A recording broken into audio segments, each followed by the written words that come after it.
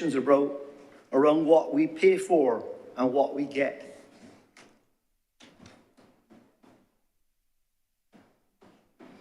I like the conversation around we must be the most competitive in the region and the world. And that's the way we were looking at this economy.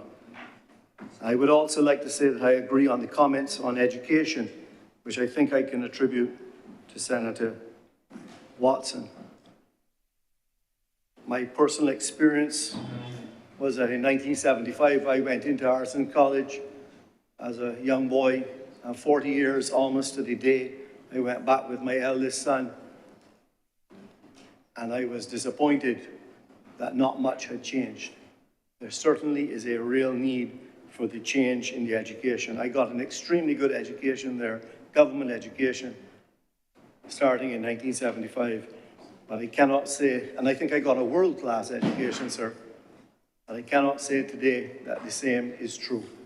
And that's not a criticism of that particular institution, but it's a criticism of our education system and needing reform. So I agree with all of those things.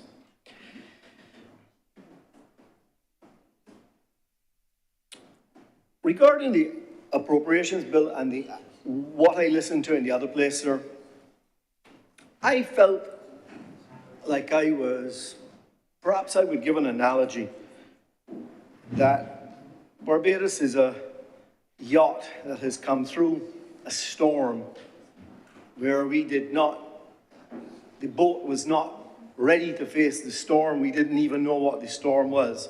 But this particular budget was more about a steady hand on the tiller, sir.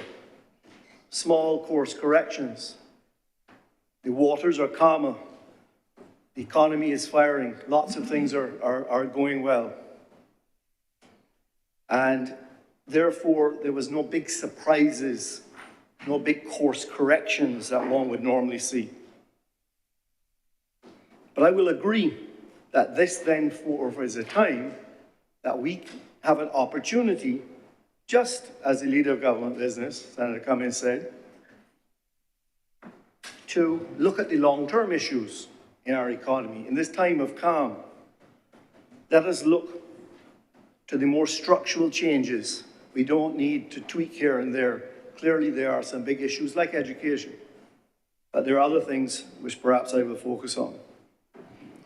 But before I get to those, I want to make a couple of comments, sir, use my time. And I know that you would be disappointed with me if I didn't start with this one. I would like to speak to the specific comments, proposals made by the Prime Minister in the appropriation bill when she spoke of the cost of a real estate transaction, sir. First of all, let me say that the Prime Minister is 100% correct. In her speech in that other place, she spoke about the cumbersome nature, the cost, the length of time to do transactions. She spoke of the process, she spoke of the costs. As I said, I'm in total agreement with these statements. I have been practicing in this area, sir, as you know, for almost 30 years. In fact, I grew up in a business or a family that started out as an employee and eventually made its way to ownership of a real estate business. So all my life I've been around it. I lead a real estate practice that has 5 different offices around this region. We are part of a global network. I see transactions not just in Barbados or in Trinidad or Grenada, I see them in the United Kingdom, in the USA. And I can confirm that in Barbados, we have a costly, cumbersome process that affects our ability to grow in that area. I have a perspective on this. But sir, when I actually read what was proposed, or I shouldn't say read, at the time I was listening intently, I think on the radio, at that point I was in my car, sir, I heard the Prime Minister say that she was proposing that they convene a colloquium. But sir, my my focus was math, physics, and chemistry at A levels, and I was never so good with English, so I must admit that at first I misunderstood colloquium. I thought when the Prime Minister said that there was going to be a colloquium between the Attorney General and the Minister of Housing, I thought she said Coliseum. So I thought we were actually going to have the lawyers and the housing people in the Coliseum having a war, and there was going to be bloodshed. But you know, sir, I took the time then when I got home to get out the dictionary and read what a colloquium was. And then I was disappointed, sir, because I looked it up and I found out that a colloquium is, and I quote here from Webster's dictionary, an academic meeting at which specialists deliver addresses on a topic or on related topics and then answer questions related to them. Sound like a talk shop to me. So I didn't like this whole colloquium thing, but you know that's not my style. So I was disappointed in that. Because frankly speaking, sir, I thought the Prime Minister identified the issue, identified the causes, and identified the solutions all in the appropriations bill. So I didn't see the need for this colloquium. I did like the idea if it was going to be in a Coliseum, as I said, but the colloquium thing I didn't necessarily, but I will go along with it because I understand that not everyone practices in this area, not everyone perhaps has a full understanding of the challenges, and therefore it would be useful to flesh out everything. In the Prime Minister's comments on this subject, what was said,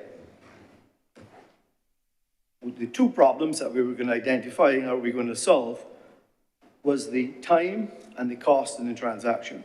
And what could be done immediately is that in order to reduce some of the costs from this, the legal process could be shorter if, for the sale of state-owned properties, the state guaranteed the title, which meant that the due diligence that the attorneys would normally want to have a larger fee for, because they do have to do a lot of work given this cumbersome process, that would be out of it.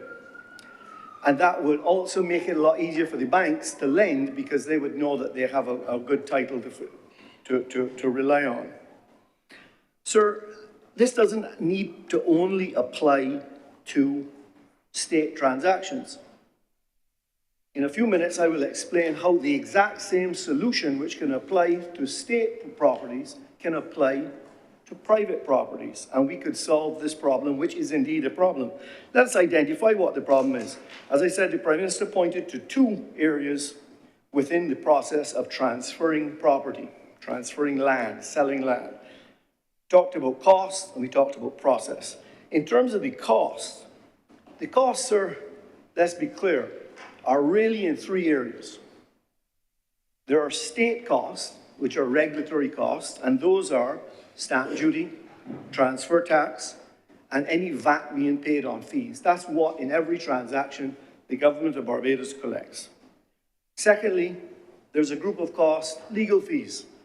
And I know I'm surrounded by lawyers, and I really do need a coat of armor today by the time I finish this section, because in the transfer of property, we have lawyers on the seller side, we have lawyers on the buyer's side, and quite often we have lawyers for the mortgagee.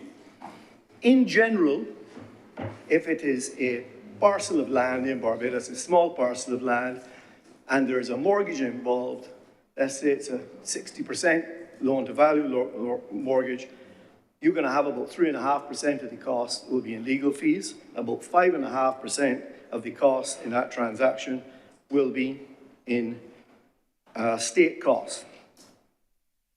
In terms of real estate fees, sir, I think the first point I want to make on this is that not every transaction needs to have a real estate agent. In fact, I think amongst just the few of us here in this room, we may well know of a transaction where you have a property or a family member had a property. They may choose to have a real estate agent or not. You don't have to have a real estate. No, you have to pay your tax to government, and you have to have a lawyer to do a conveyance so as to perfect the transfer of that title. But a real estate agent, you do not need. Real estate agent fees in Barbados today are anywhere from 0 to about 4%. When I first joined the market some years ago, it was on average somewhere around 4.5%. We talked about 5% fees. Today that does not happen. Today the average in the market is likely in the 3.5% range, is likely where it is. But it's hard to tell because we don't know how many transactions are done without agents. Many developers now have their own in-house agents, they sell on their own. So the main point though is that when we talk about the costs, the state costs are fixed and the legal fees are legislated. And now we're going to talk, sir, about legislation of the legal fees, which is what the Prime Minister referred to.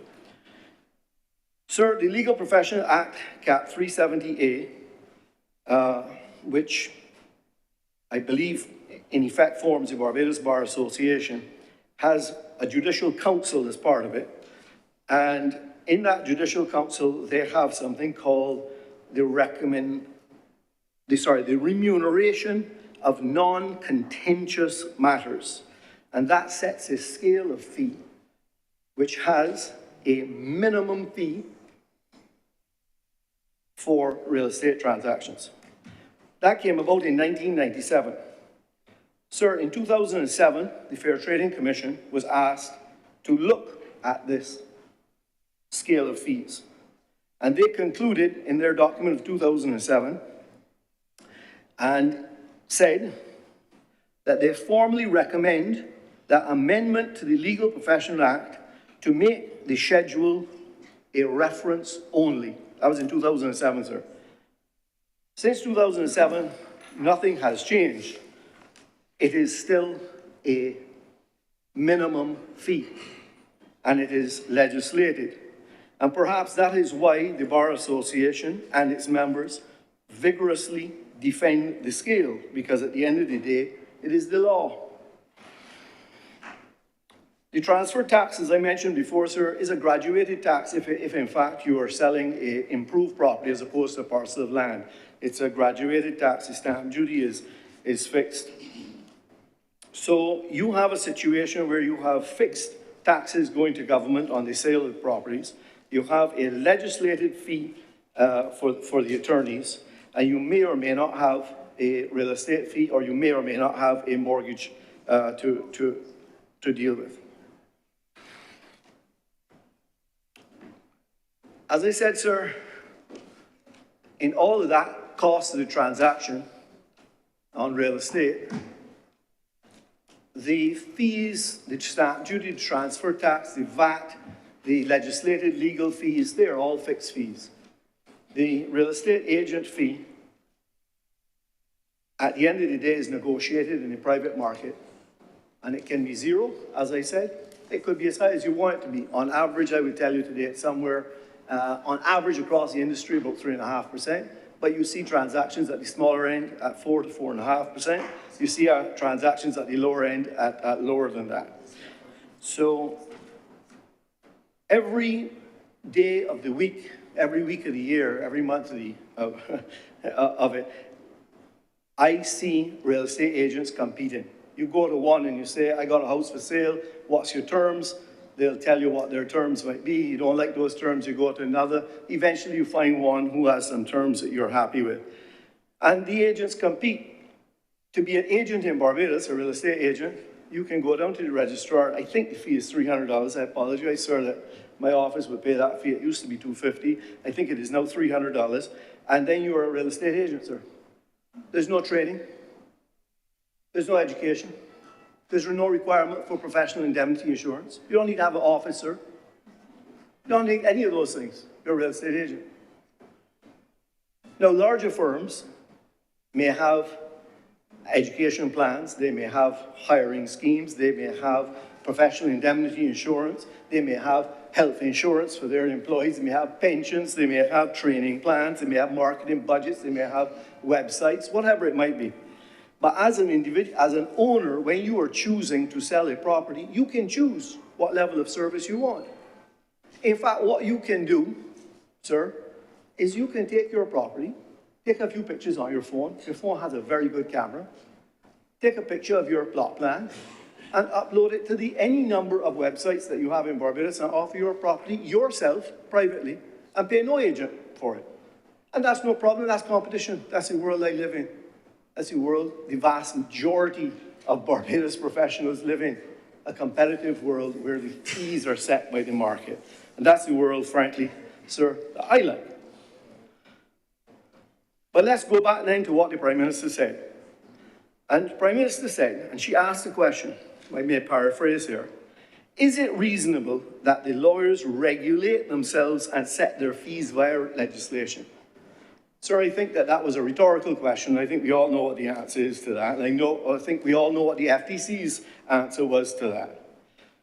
But sir, I want to save this chamber, this government, this legislature a lot of trouble. Before I get there, though, I want to be clear. As far as I'm concerned, I don't think there should be any schedule of fees for the conveyance of property. I think it should be open market, compete, just as every other profession can do. Architects can do it, and doctors can do it, and engineers and surveyors and Kadooment bands can do it, and everybody can do it. Why do we need legislation for it? But we do have legislation, and so as to fix this quickly, sir, I'm going to give you a solution that we can deal with today. And if the clerk has a few minutes, he might be able to do it for me. Without going to the colloquium, which, as I said before, I now understand what it is, and maybe it will have value to bring everybody up to the common understanding. But all we need to do, sir, is to change 2 letters in 1 sentence, and we will fix this problem. I mean 2 letters in 1 word in 1 sentence, sir. The wording today says that there is a minimum scale for fees. Sir, the word minimum is M-I-N-I-M-U-M. I propose that we change the I and the N in minimum to an A and an X, and we make it a maximum fee. All we need to do, sir, is change 2 words. That is the maximum fee. Compete. Go right ahead and compete, but that's the maximum fee that you have. Change 2 letters, problem solved. We don't need to do anything else. We just fix it. As I said before, sir, as you heard me say very clearly, I won't think there should be any scale at all. But if there's going to be a scale, let's change the 2 letters, and let's have a maximum fee and not a minimum fee, sir. So in terms of the summary of the real estate, as I said, going to a state guaranteed title for state-owned properties can be extended into the private sector.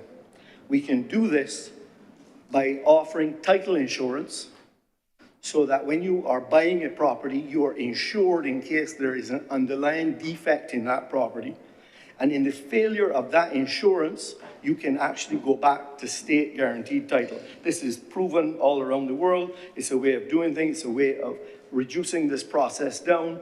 If we had registered title, title insurance, state guarantee as a last resort on it, let the lawyers compete just as everyone else competes in the market onto their time. And let's not think that that's going to take any food off of anyone's table, sir. The truth is that many of the lawyers today avoid the conversation with the Bar Association, and they do compete, because I see it. I know it. As it stands today, what they're faced with is they can either work for free or they can work for the minimum scale. So what we will do is you will find ways to work for free and charge you in other ways for other things so that you get around this problem that is there. That is the reality, sir, of how it goes on. So in summary, on the real estate section, as I said, I was going to speak on that one because you would expect me to.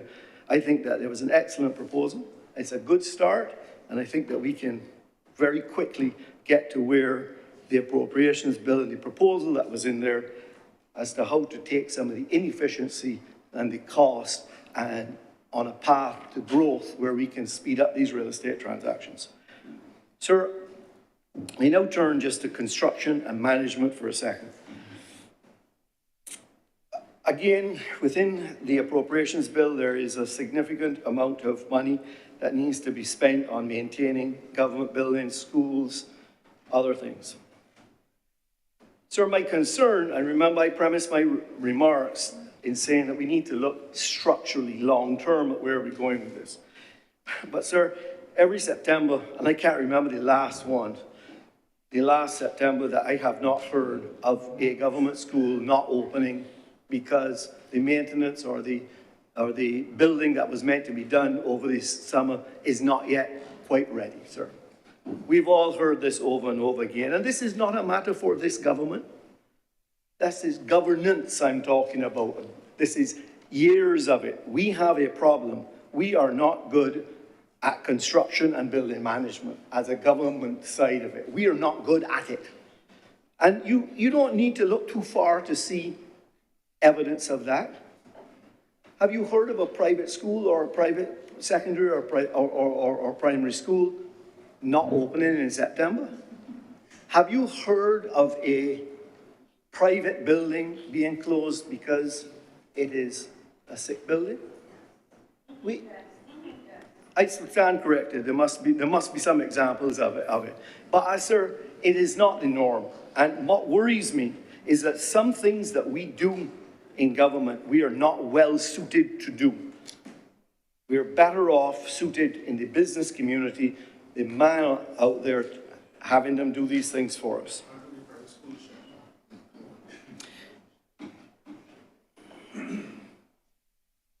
Sir, I would turn my comments now to healthcare. And I believe the minister responsible for healthcare is taking his seat, I think that's correct, Senator Walker. Turning my attention to healthcare for a second. Just a couple of comments. My comments would be on dengue, if I can say it right, because I'm not sure if it's dengue, I'm not sure how to say it, to be quite honest. I got confused by the word. Dengue? Dengue, are we going to go with dengue today? I have not seen the official statistics, sir, this particular last 3 or 4 months. But what I can tell you is my experience, both in the place I work with family members and with the tourists staying in the villas for which I am responsible.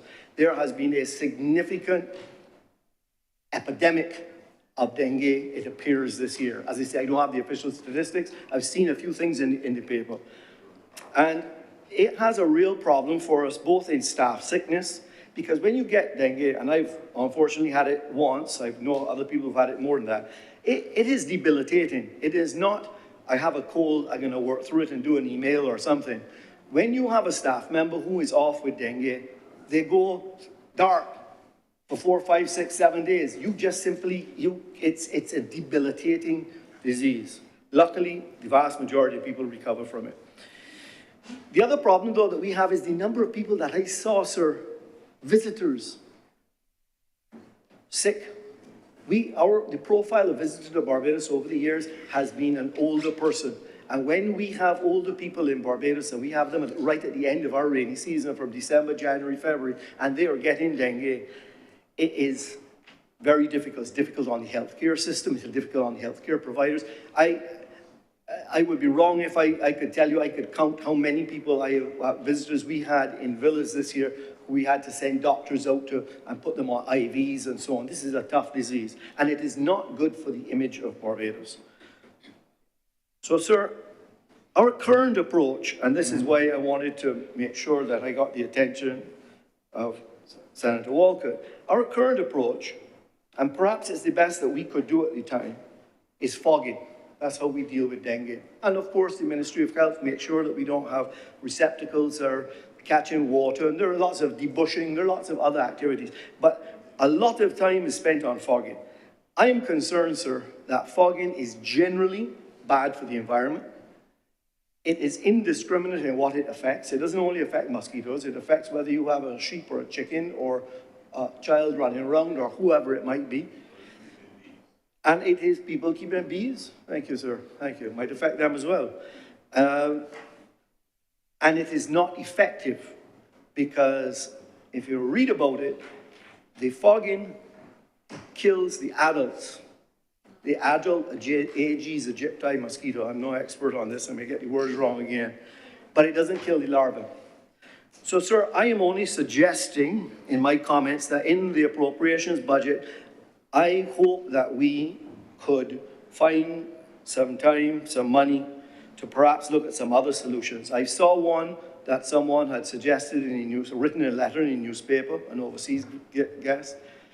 I know I've passed it on to the Ministry of Health. I hope they're looking into it, and I believe that there are others. And these solutions are, at the end of the day, sir, mosquitoes do not migrate. Barbados, one of the great things, you remember going into COVID, we were this small island, we could shut down our borders. Mosquitoes do not migrate to Barbados on their own. They might come here on a ship or on a plane, or they might come, in fact, someone who's already infected with dengue doesn't know it, comes here, and then a mosquito transmits it. So, but what we can do, because of our small shores, is there are solutions where the adult mosquito is rendered infertile and is unable to reproduce. And we have a real opportunity to wipe out dengue in Barbados, I believe, and I do hope that some time and effort and some money will be spent on an alternative solution to fogging. COVID, sir. 4 simple paragraphs. That will probably cause me some trouble. Sir, COVID and the aftermath of it. I remember a number of times when we were in the heart of this, and this government did a heck of a job with it, and many people in the front lines did as good as could be done and much better than many other countries. But one of the things that was being said at the time, and I think it was our Prime Minister at the time said, we do not want, or maybe it was the Attorney General, do not make criminals out of innocent people. We were passing restrictions and doing certain things that we knew we had to do for the health, but do not make criminals out of innocent people. And I premise my remarks then to look at what it seems to be happening now. Employers who followed the COVID-19 directives and sought to keep the tourism market and others open are under threat from the very employees who they sought to protect. It is my belief that government should come out and openly support the employers who implemented these policies and confirm that such policies were necessary, were reasonable, and are not discriminatory. We have a case that has been heard and a ruling has been given that worries me. I won't go into the details of it here, sir, but it is a public record. So I go as far as to say that in cleaning up the legacy of COVID-19, which we all want to put behind us, and as I said, we did a fantastic job as a country, as a government, as a Ministry of Health, as a doctors, the tourism workers, everyone did a fantastic job on it, did better than most countries in the world. We should consider legislation that will protect the employers who simply followed the directives and did what they were asked. It should not now be the subject of employment right tribunal or whatever on mandatory testing or whatever it might be. That needs to be looked at carefully, and let us put the legacy of COVID behind us. If that is not done, sir, what happens the next time the government, whatever government that might be, has a directive to give to employers, and the employer follows that directive? Are they going to be susceptible to some lawsuit, to some matter afterwards, if they follow the rightful directive of the then government? We must fix that, sir. If not, you open it up for us, for all Barbadians, to ignore the directives because you're leaving us vulnerable to a later issue. Sir, I'm not sure how much time I have, sir. Oh, excellent. I only have 2 more things. Thank you. Okay, sorry. I have a big skip on this one, but I won't skip on it. Transportation, sir, before I get to my substantive point about the actual changes in the how we do business. Transportation. Transportation in Barbados, and I didn't need any better example than just this morning at 9:30 trying to get here, sir, to find that Broad Street was closed. We suffer with congestion, sir, in a serious way, and it will get worse. From what I can see, the economy is doing well. It will continue to do well. I would say my crystal ball says 2 to 3 years. We're going to do very well unless something changes. And I see significant projects. We've heard a lot about them around the place, whether that be residential, commercial, tourism, infrastructure projects. All of that is going to lead to more and more congestion, sir. Congestion is a productivity problem. I've heard fellow senators around the room today, we all talked about our nightmare of travel today. We've got to deal with the congestion issues. Having said that, I want to congratulate the government on the excellent work on the road works that is going on now. I think that it was long overdue, and it certainly is making a difference to both the experience of us as Barbadians here. It makes a big difference with the cost of transportation, tires, suspension, wear and tear on your vehicles, all of these things. Everyone benefits by it. But to have a smooth road to sit on for 20 minutes in traffic is what the problem I'm talking about. I'm not talking about smooth roads, right?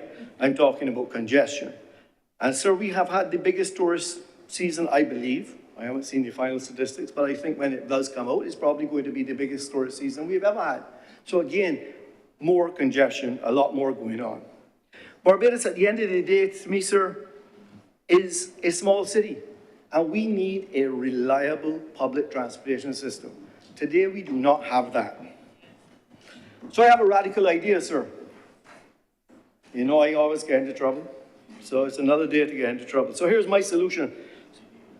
Let us make it, it's legal, sir, yes, always. Sir, my solution for transportation is to make it free. I think it should be free for everyone, no matter who. If you are in Barbados, you can travel on the bus for free. We need to find some way to get people to change their culture of driving everywhere.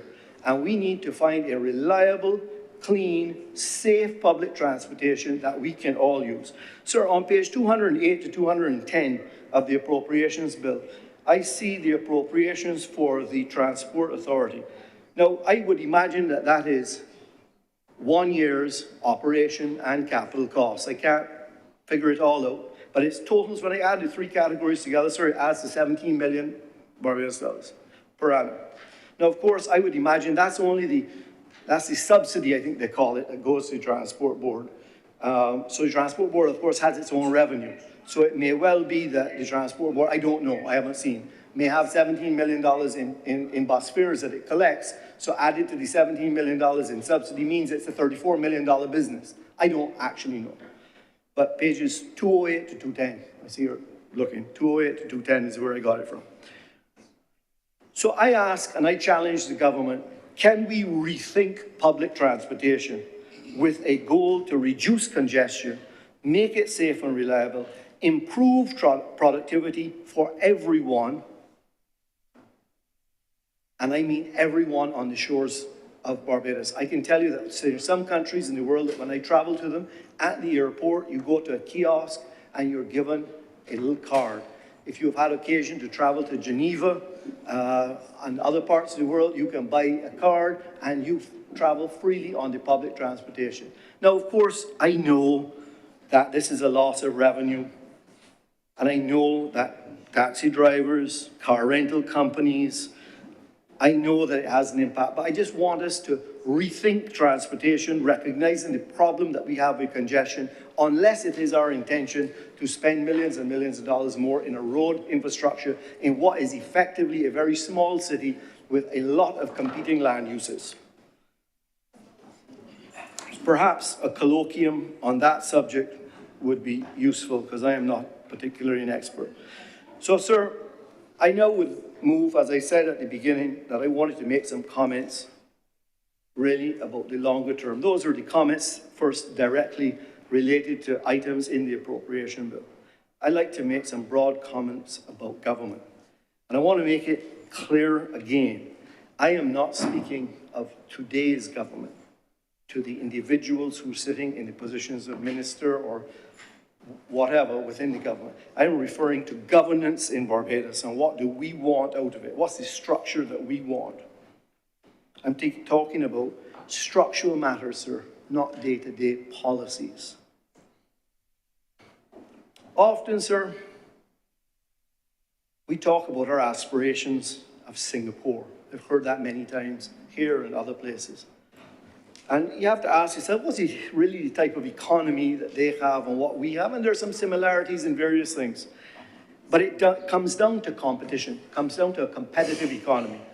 And I think so, sir, that we need to think about the areas where we need to make our economy competitive for generations to come. What structure will that take? But, sir, before I go there, I want to give a story. And I'm a little bit fearful of giving this story when I have the Reverend Morris over here to my left, and I have the Reverend Rogers here to my right. Because this is going to be a story about the absence of God, sir. The absence of God. So, sir, there's a story that goes like this. It says that there were these people who were talking together, and some were religious people and some were scientists. And the question that was posed to them was that if everything in the world has been made by God, and there's evil in this world and there's good in this world, and that man is a reflection of God, therefore God must in some ways be evil as well. And this was a bit of a conundrum there. And funny enough, it was a scientist who decided to answer this question. He challenged one of the people and says, so tell me something, sir. Cold, feeling of cold, is that something real for you? And the person's response was, of course, yeah, cold is something real. To which the scientist responded and said, no, cold is nothing. Cold is not real at all. Cold is simply the absence of heat. So the more heat you take away, which is what you actually measure, the more cold you feel. But cold is the absence of heat. He went on and asked the same person, sir, tell me about darkness. Is darkness real?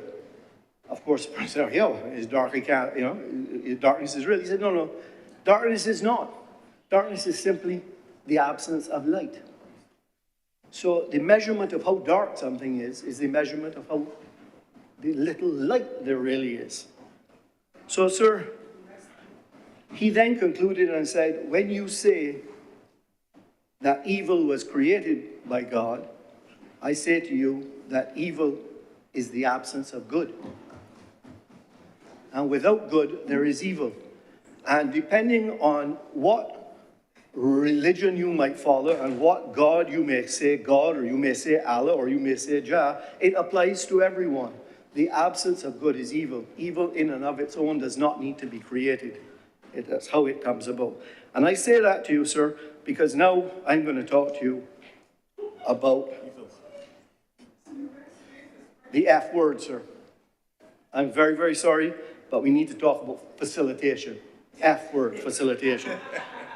And then, sir, I'm unfortunately going to have to speak a little bit about the C word, concessions.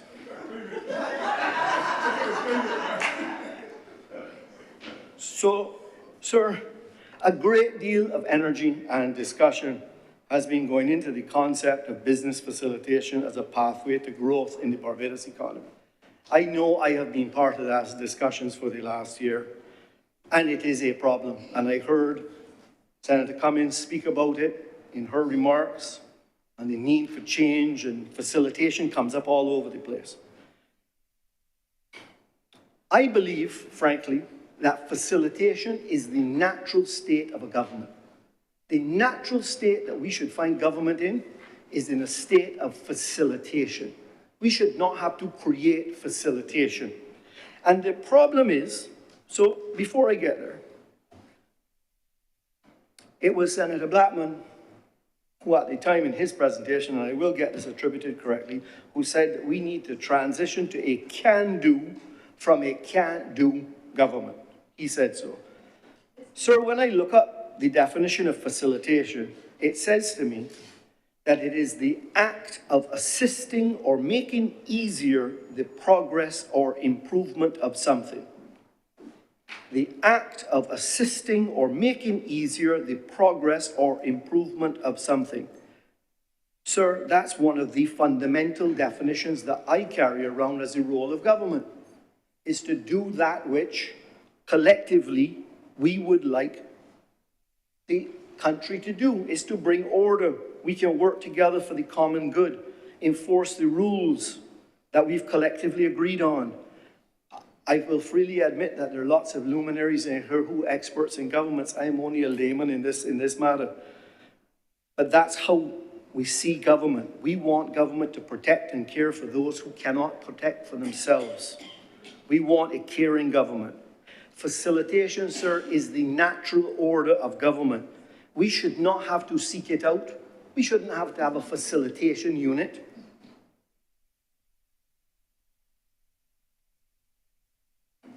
Sir, I didn't coin these terms, but I believe it has certainly been attributed to the Right Honourable, excellent, if I don't get it right, Errol Barrow. He believed that he was the one who coined this term about the army of occupation. I believe that there's been another term coined in recent years about malicious compliance. But like the answer to what is darkness, which is the absence of light, and like the answer to what is cold, which is the absence of heat, the absence of facilitation is what we call today frustration. Frustration, and I've heard everyone around here at different times talk about it. If our natural state today is frustrated with every process that we do, then of course you need facilitation. You need facilitation to remove the frustration, which has become our natural state. This, sir, as I say, is a structural issue. We need a reset in our form of government, of governance. I remind again all who is listening, who may be coming in later on this conversation, I am not speaking of today's government, nor yesterday, or the day before, or 10 years ago. I'm talking about a systemic issue of governance that we need to look at, and we have the opportunity to change. Our natural state needs to move to one of facilitation so people can get on with their lives in peace and harmony and not be frustrated at every turn. And we know we can do it, sir. I spoke more than a year ago in here about the extremely pleasant interaction that all Barbadians and foreigners today have with our immigration department. That is truly in the natural state of facilitation. What do you want to get done? How can I help? And boy, can they get things done today. And our immigration in Barbados and our passport control at the airport is better than first world nations around this world. I get to travel a lot, and they're excellent. And our online system that came about is one of the things through COVID and other things, excellent. Sir, I had occasion to go down to Trinidad and Tobago, my office. Oh dear. Well, thankfully, one of the small privileges that we get as a senator is a diplomatic passport, because otherwise the form and the hours that I would have spent just as a CARICOM national to get into Trinidad and Tobago, and I don't want to upset them because I'm sure that they're on the road to facilitating that as well. But it is, we're like years ahead, not just of our Caribbean neighbours, but of many first world countries, sir. But we also know where we get it wrong. And some of them have been mentioned in here before. When I said the C word, which of course was concessions, I heard someone say kaipo. So we know, and it has been identified, and I know that the minister is working diligently on it, and I know that there have been reports and so on, and there's been mentions of town planning before, and the frustrations there, and there's mentions of the licensing authority, and there's ample evidence to go around to agree that we are in a state of frustration and not in facilitation. So let me change my tack then, sir, to concessions. And sir, you know I've spoken on this before, but there was a lot on concessions in the appropriations bill. In fact, just several weeks ago, we passed some legislation in here to do with labour clauses, which fundamentally said, if you are going to get a concession from the government of Barbados, you must follow good labour practices. No one would think that is an unreasonable position to take. That's a very reasonable position to take. Hence, the bill passed. The PM has signalled that we need to go even further, not just in that particular industry, because that one was very much related to tourism and various things. But we need to look at all the concessions that have been granted in Barbados over all of these years, and we have to go back to it and we have to say, do you still qualify? Because when you originally asked for it, you said you were going to do A, B, and C. Are you really doing it? Again, very, very reasonable thing to do, because I would think that we would all agree, sir, that someone who is benefiting from a concession but is not keeping their side of the bargain should not get to keep that concession. Very, very reasonable. Unfortunately, though, we now have to build a whole big set of rules and probably an enforcement department and probably, as you can see, 60 days to do this and 30 days to do that and 90 days to do that. We got to build a whole set of other bureaucracy now around this. It's a whole new set of rules that have to be monitored. But concessions in and of themselves, sir, are not a bad thing. They're used by governments around the globe when they want to encourage particular areas of an economy. In fact, sir, maybe 25 years ago, maybe a little bit more than that, I remember coming across for the first time the Special Development Areas Act, SDA. And that's a good example of concessions. And I actually have no idea, because I'm government agnostic. I don't know which government brought it in. Someone can claim it later on. But the SDA was a good piece of legislation that said, we have a problem in Roebuck Street and Church Village. We need investment there. We have a problem in St. Lawrence Gap. We need something there. We got a problem down in Spikestown. We need some more people to invest in there. So it set out to create areas where it would be, you could encourage businesses to invest because it was easier, more lucrative, more profitable under these concessions. Great idea. Problem is that as concessions have developed in Barbados, and as I have said before, those individual geographical areas no longer really apply. In fact, some of the concessions offered under the SDA are much more or much less attractive than concessions offered other places. So what you were hoping to achieve with it, which was a very good idea 25, 27 years ago, is not there. And in fact, what we have today is, as I have said in this chamber before, sir, I am not aware of any significant investment in education, construction, sports development, tourism, manufacturing, retailing, housing. Let's keep going on. That has not received concessions for the last 20 years. If you're going to do a big project in Barbados, you'll apply for concessions. And ultimately, or maybe not, but most often than not, if it's a viable project, it will be granted. So, sir, why I talk about competition is I go back to our natural state. Our natural state in Barbados is not facilitation, it's frustration. So we're fixing that. Our natural state is not like Singapore, competitive, it's uncompetitive. So in order to address being uncompetitive, we grant concessions to make ourselves competitive. That's how we're addressing an uncompetitive economy.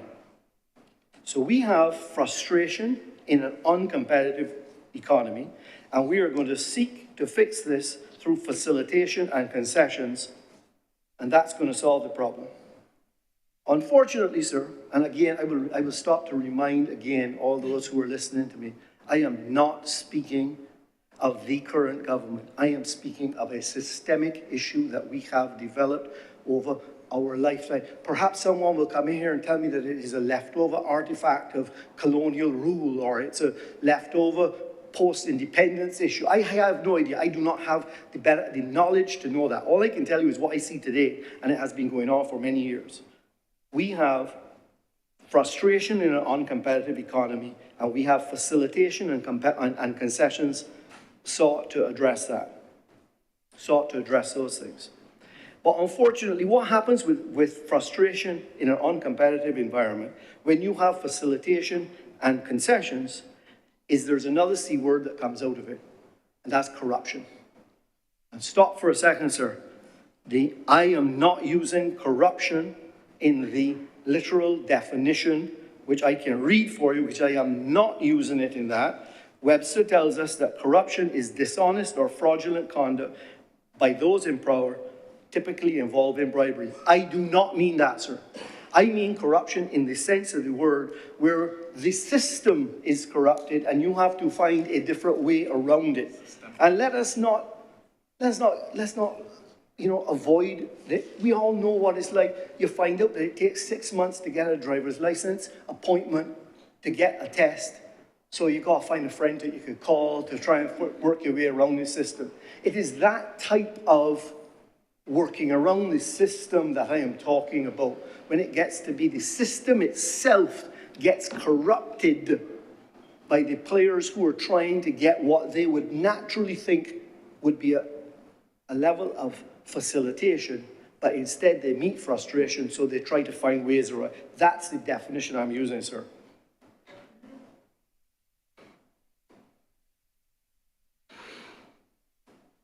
So, when you have this natural state of frustration and not facilitation, and you have to use concessions to create a competitive market, you in effect are yourself corrupting the system. And that is what I'm hoping, that we can use these calm waters when things are going good, when we know that it's going to be a good tourism season next year, probably. I don't know if there's something else on the horizon. We've got a lot of construction projects. We've got a lot going on. We're punching above our weight on the international market. People are recognizing what's going on in Barbados. We're doing so many good things. Can we take this time to structurally change the economy, remove the frustrations, and just leave the natural state of facilitation? Can we do this? Can we remove the high level of taxes and duties and unnecessary bureaucracy and red tape? Can we do that? I mean, we've all talked about, or I've talked about, and some of you have laughed and agree with me, about the many different unnecessary things, these silly little things. Remember the weight certificate for the new cars coming from Japan? Have we fixed that? I don't know. I don't know if we have or not. I won't go into all of the ones I've talked about before. But they create friction. Friction is the nemesis of facilitation, and frustration ends up being the outcome from it. Can you imagine, sir, a world without concessions in Barbados, though? What would it look like? It would look like certainty for all businesses. I'm not talking about big businesses, I don't want to hear people come at them about big business or, well, I'm not talking about big business. Because big businesses are the ones who get concessions. The little man don't get concessions, huh?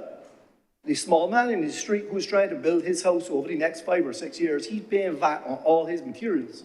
He's paying duty on all of his materials, sir. But the big house, if you're going to bring in foreign exchange, you get concessions. So don't think that I'm talking about big business when I'm talking about concessions. My removal of concessions is across the market to benefit everyone. What you will create is certainty. You will create fairness. There's no application for concessions that go through and have any question as to whether or not this project is going to be viable. You don't have to rely on a decision by somebody. This is going to make sense. You can do it. You can compete. You can compare jurisdiction to jurisdiction or compare investment to investment with certainty. You could focus on other things. You don't need, sir, the labor clauses legislation if you don't have concessions.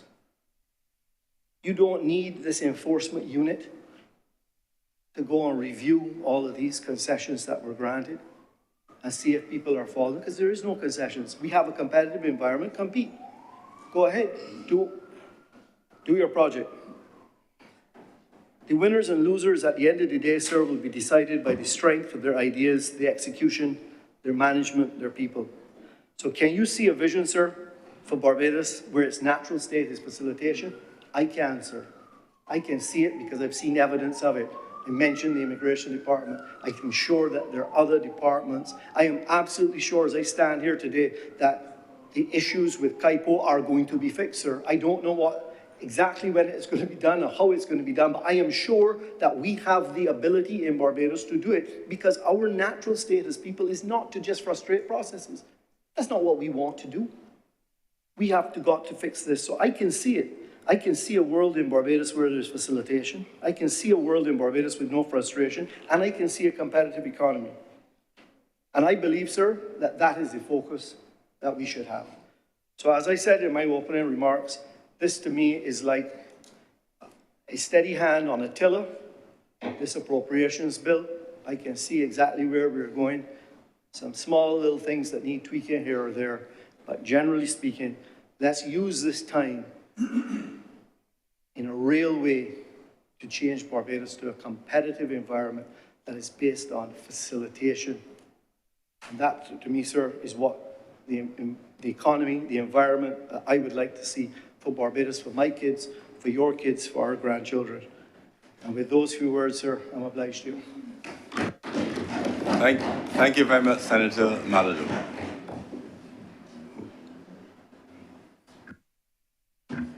Senator Angeli Boyce. Mr. President, thank you for recognizing me. Good morning to my colleagues. Sir,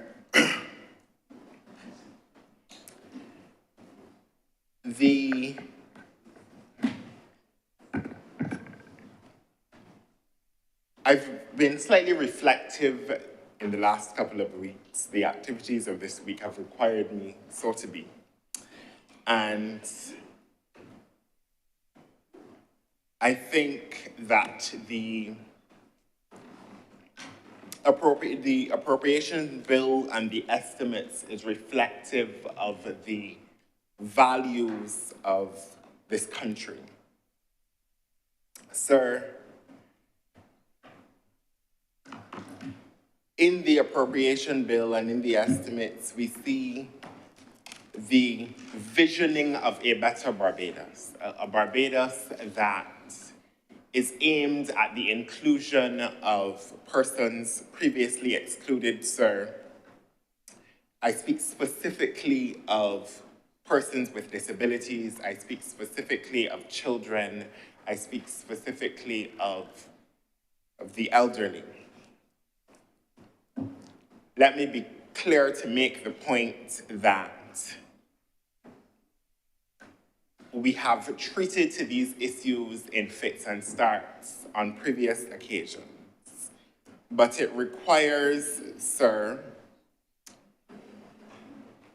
that we now transform the realities in the names and in the interest of these vulnerable individuals. And there are quite a number of measures in the estimates and in the plans and programs of the government broadly that do exactly that. So that at the core of these estimates is the notion of a people-centered Barbados and an inclusive Barbados. Sir, in some ways we are righting historical wrongs and including persons previously excluded. In other ways, we are transforming and modernizing as we must.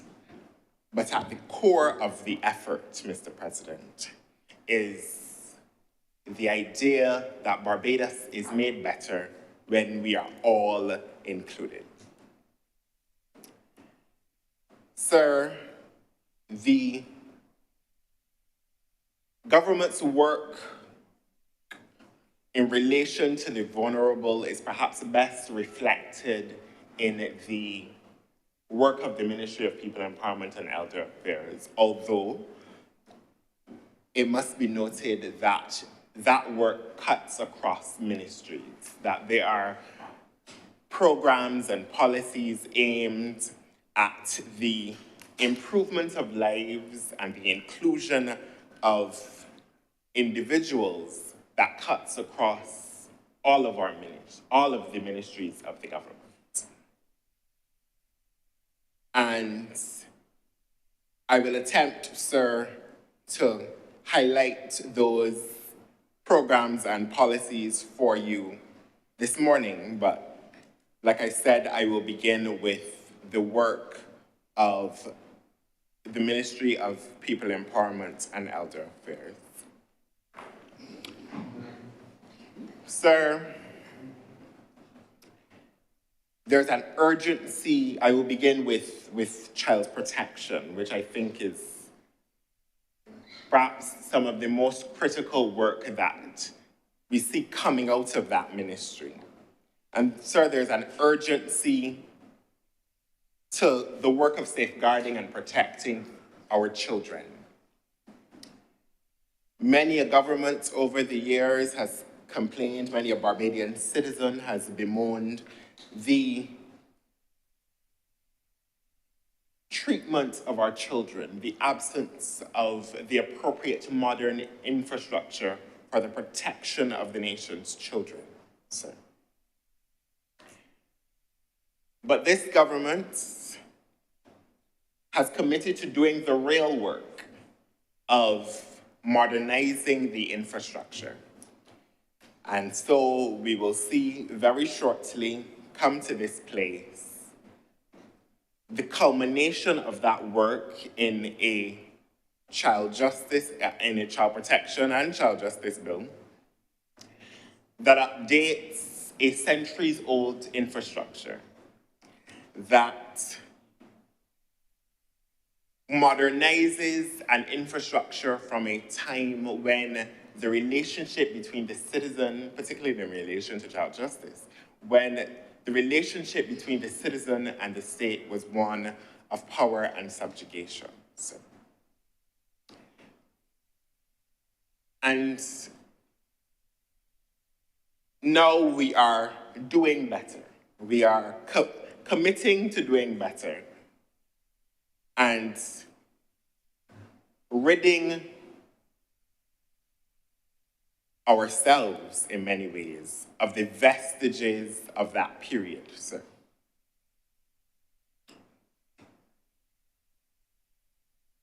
And it is appropriate at this time because I think that at this moment, as we seek to transform and to reposition ourselves, that values gap to which I referred, the idea that we say that we are interested in, we have said for a very long time that we are interested in the protection of children,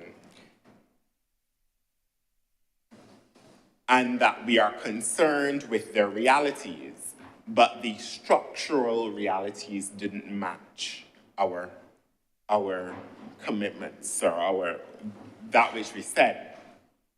But this government has committed to doing better,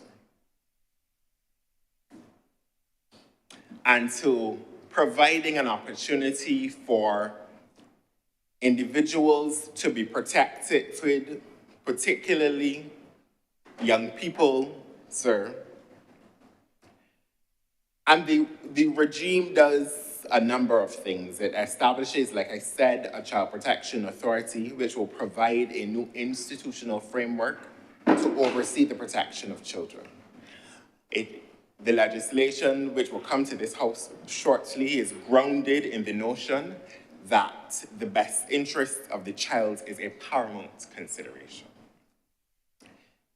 Simply, sir, at the very core of it, we must keep children safe and away from harm.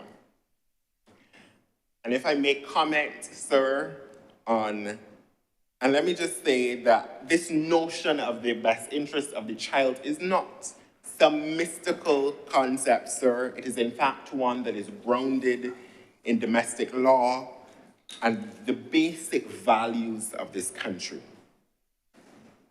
And so let us make no mistake.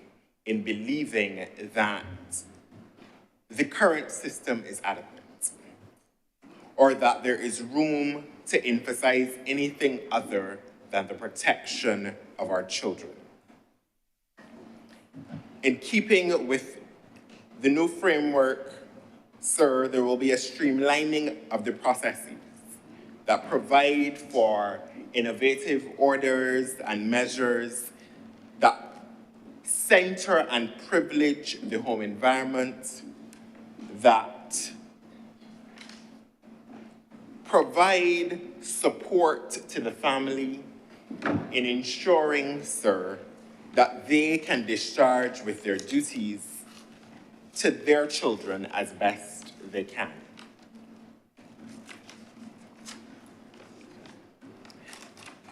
Sir, let us be honest that the intervention of the state may come to be necessary, but it will be, sir, the last resort, that there will be efforts to ensure that children, as far as is possible, are kept in their familial environments, sir. This is one prong, I think, of the transformative work being done by this government in protecting the people of Barbados, beginning first with the youngest of us. Excuse me, sir.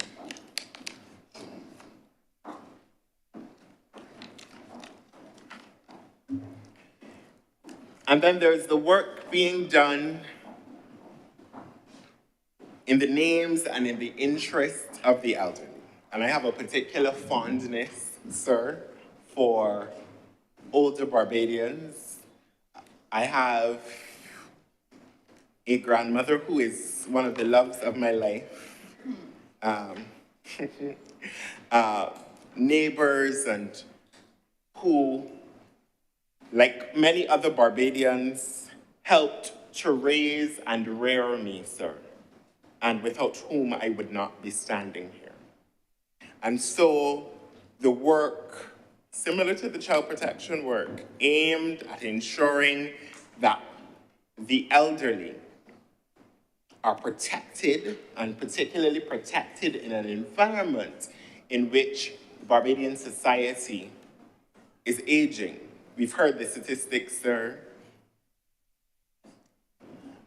And it requires of us to ensure that persons, as they age, continue to be included in society, continue to have access to services, are protected from abuse and ill treatment, and protected from the vagaries of the modern environment, whatever they may be, technological scamming, all of these things that come to really complicate the lives of older Barbadians, sir.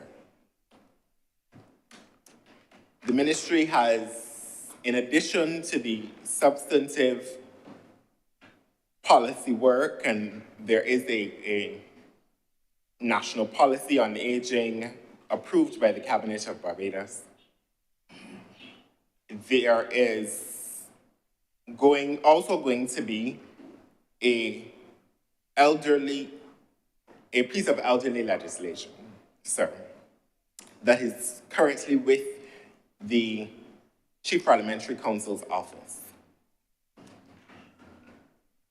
And that piece of legislation will ensure that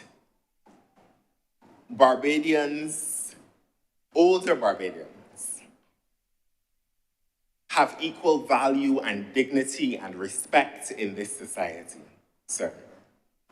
And that they are protected and that they can continue to contribute.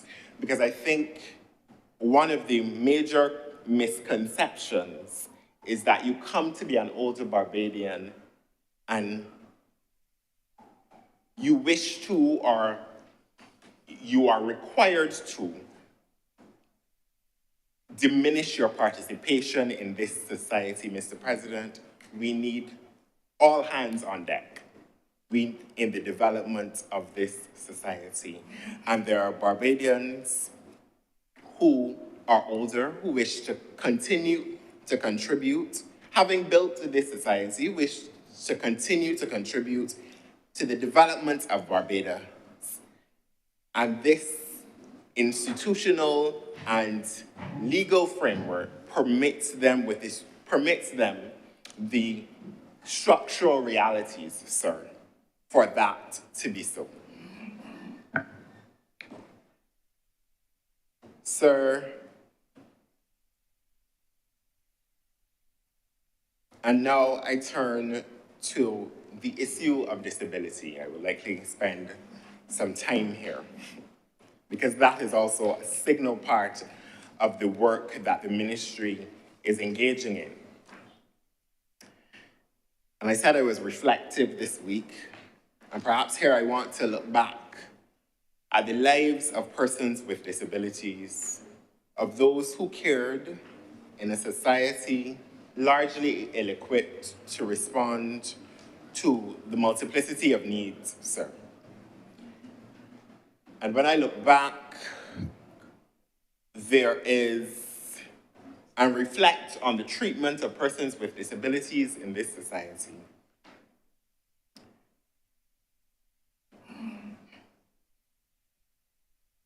we have not always, some would tell you ever, lived up to the ideals of the country, sir.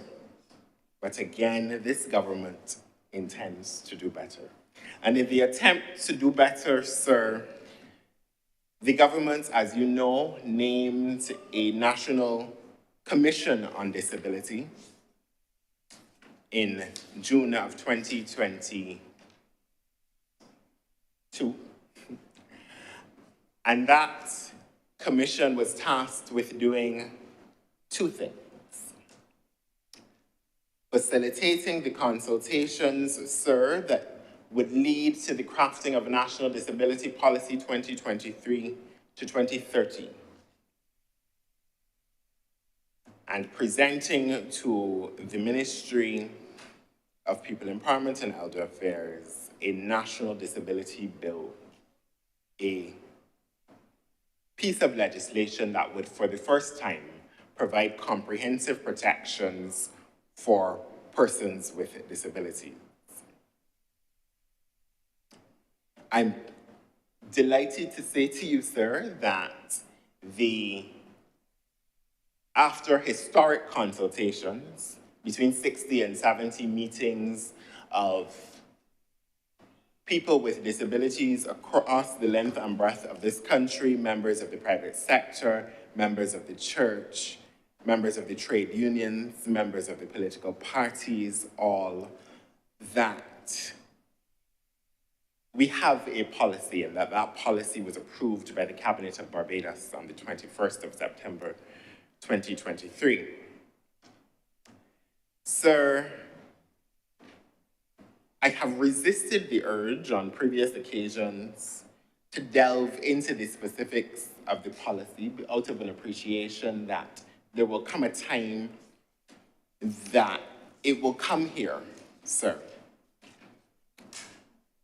But I think it's important to give some indication of its provisions, to frame the broader work of the government of Barbados on this issue, and to perhaps frame some of the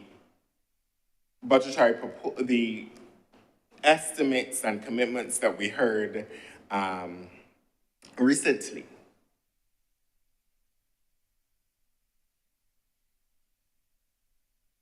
The policy covers 14 policy areas to include, sir, education, transportation, sports and culture, employment, It covers a span of issues, sir. Women and girls, given their specific vulnerabilities as well. And sir, the policy is broken down into short-term, medium-term, and long-term goals over the span of those 7 years. And I want to make the point before I get into the specifics of the provisions that this is culture shifting work. I said earlier that we haven't always lived up to our ideals in relation to the treatment of persons with disability. And so we are coming from a long way behind. And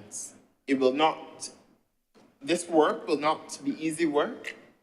In some ways, sir, it will not be fast work because we are shifting culture in many ways. We're moving from a society where persons with disabilities were relegated to the margins of our society, sir. And the first part of that work that is necessary is public awareness, and that work has begun. And very soon you will see a robust communications campaign rolled out to continue to engage Barbadians on their role in making this a better Barbados for persons with disabilities.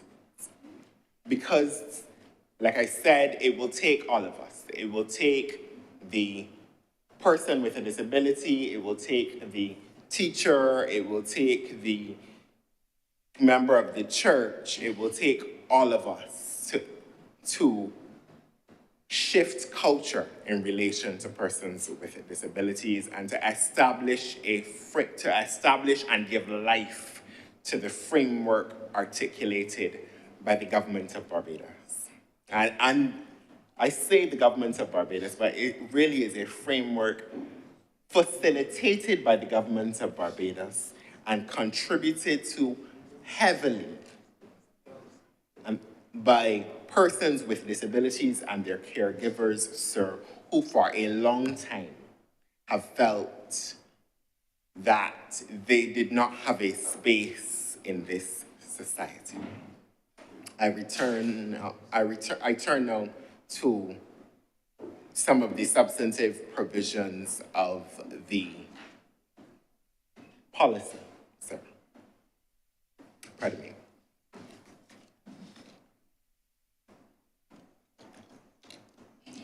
Sir, in relation to I begin with employment.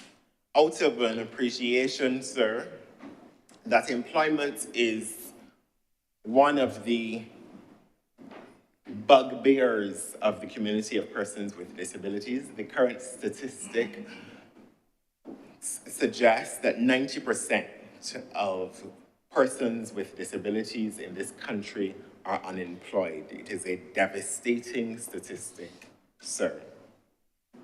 And when you look at it at the micro level, it is a statistic that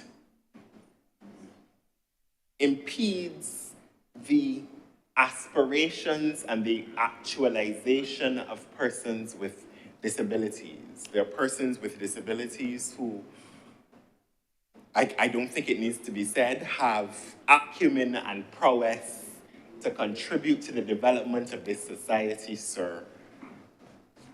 But by virtue of their disability, they are not considered, sir. They do not have the opportunity to contribute and to, I talk about contribution at the national level, but also, so sir, to support themselves, because we all in this chamber appreciate the utility of employment and how it contributes to a feeling of fulfillment, sir. And it is not a feeling that in the main, the community of persons with disabilities have enjoyed, and it is something that we have to alleviate, sir. And how do we plan to do that? The policy says, I'll give you some indication of what it says. The policy talks about the establishment of regulatory systems to ensure that employers have or develop work environments free of discrimination, sir, on the basis of disability. Sir, we must also ensure that persons with disabilities have the ability to be accommodated in the workplace and to do things like work from home. And all of that, sir, requires comprehensive workplace policies on the issues of disability and the issues of accommodation, sir. I smile because I think it was only a few short years ago that we could not conceive of things like working from home. And we could not conceive of, prior to COVID, giving persons with disabilities the ability to work from their own environments with access to their own accommodations. And now, sir, work from home is so much a part of who we are and so much a part of how we think of the possibilities in the corporate world, sir, that it is almost laughable. It is nothing if not ironic, sir. So on the issue of education, sir, which is another major issue for persons with disabilities, because the reality is that our education system is largely still segregated on the basis of disability. Persons with disabilities go to particular institutions in the main, and persons without disabilities go to other institutions in the main. And we have to consider the extent to which such a segregation in our education system limits the possibilities for persons with disabilities. We must also do things like, and have committed to doing things like providing the aids and accommodations for persons with disabilities in the context of the classroom, sir. And I was delighted to hear recently of the 75% tax credit for the provision of education and life skills, facilities providing education and life skills, sir, because that is a part of our education system that we have to build out. We have considered for a long time the realities of the traditional education system, but we also have to broaden our conception and our support for these institutions that may support individuals not only in the garnering of some academic skill, sir, but also in the development of life skills. And of course, this Parliament supported the Autism Association earlier this year with a facility that permits them to provide that training, sir.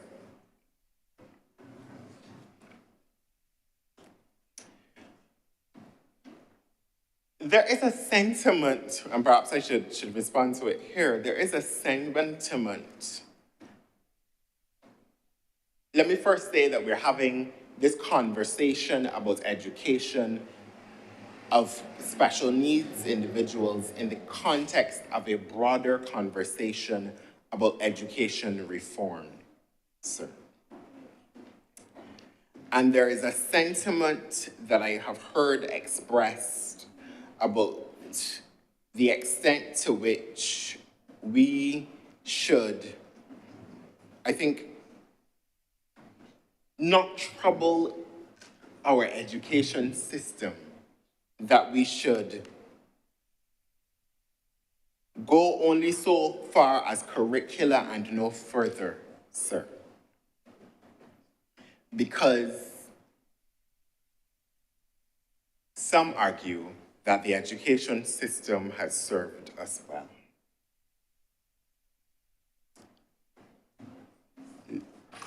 Let me be very clear, Mr. President.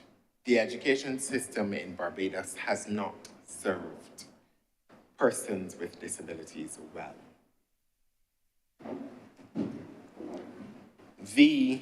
This idea that we should go as far as curricula and no further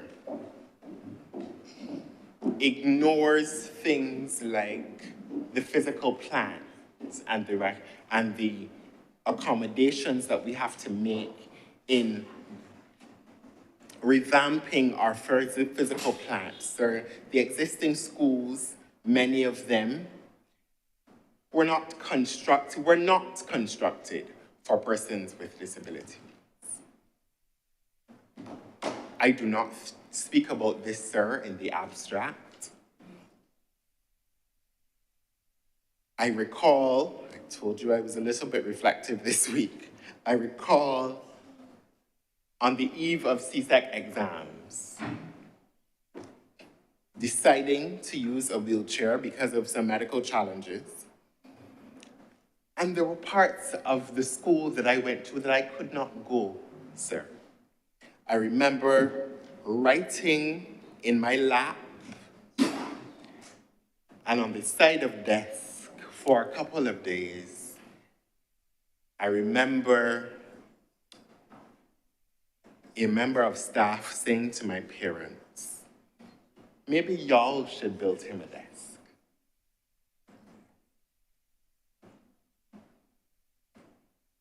Sir, it goes farther than curriculum. Education reform in the name and in the interest of persons with disabilities is a moral imperative, sir, if we do not do it.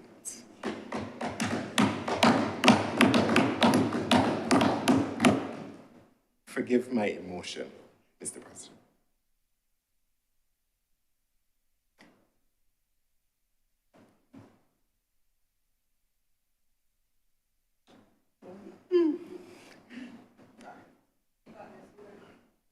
Take your time. We're all here emotional with you. You're good. Whoa, I didn't. Oh.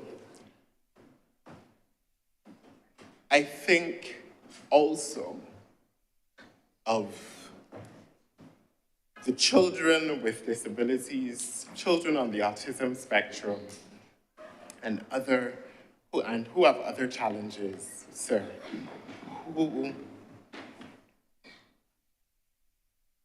require an aid in the classroom, require that their teachers be trained in the issues of disability, in the issues of instructing persons on the autism spectrum, may need some degree of accommodations in relation to things like extra time and things like larger print.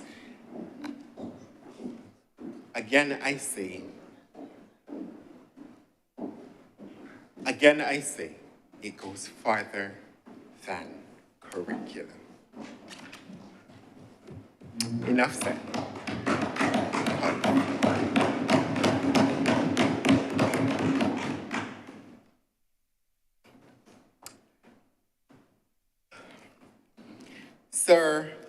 must develop in this country an understanding of the totality of the individual.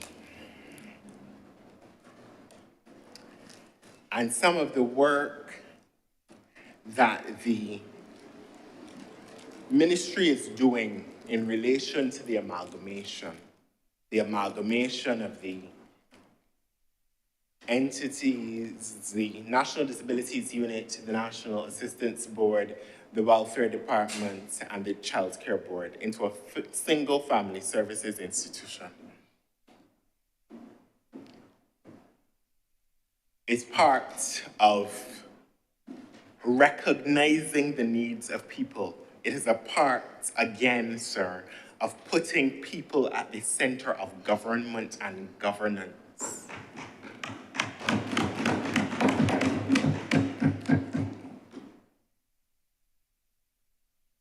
Sir, we know the perennial complaints about the provision of social services. Processes that take too long, the delivery of service that doesn't reflect, like I said, the totality of the individual before a particular agency, sir. And this amalgamation does a number of things to ensure that we mitigate against those perennial concerns. We bring services closer to the people so that you will see satellite institutions across the country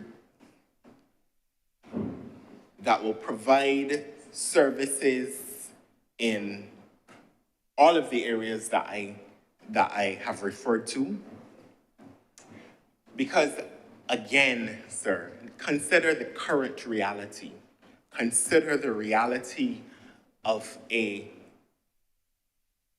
person with a disability who needs the services of the Child Care Board. Because again, realities intersect, identities intersect. In the current environment, they would have to go, sir, from one part of Bridgetown to the other. They would have to, sir, engage with the multiple agencies, registering multiple times, and doing things that are genuine disincentives to seeking the assistance that is required. And so the government of Barbados, in its commitment to do better, says we are bringing the services to you, we are amalgamating those services so that you, when you engage with the social services, that we don't say to someone with multiple issues who may require the services of more than one institution, well, you have to go to them, sir, because it leads to a situation where sometimes you go nowhere. You go back to your house and you try to carry the burden by yourself. The government of Barbados is saying, we are helping you through this reform to carry the burdens that you may have.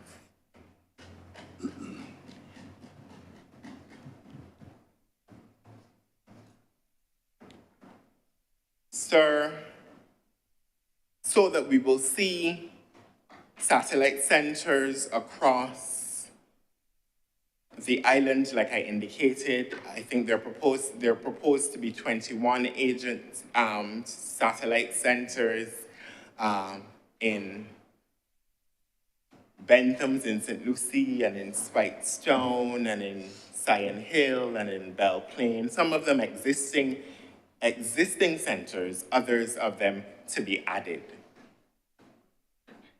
Perhaps, I note, sir, that all of the ones I called just now, all of my examples are northern, but you will forgive me my northern bias. There will also be some in St. Michael and St. Thomas and Christchurch.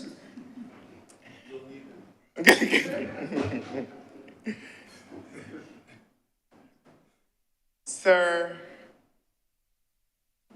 the estimates has provided an opportunity for us, like I said, to vision a better Barbados and to reflect on what we've achieved so far and what our aspirations for a better Barbados must include.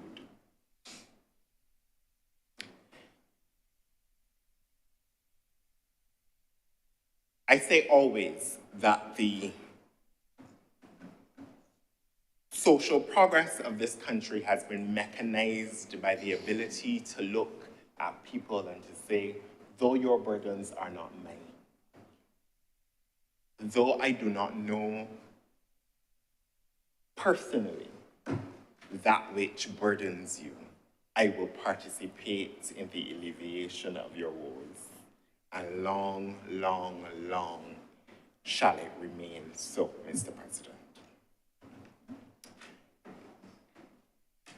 Sir, in my emotion, I just realized that in my emotion, I negated to mention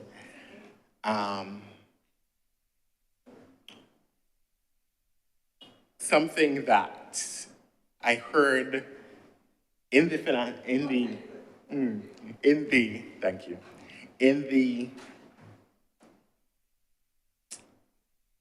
the estimates process, a commitment by the government, sir, to expand the categories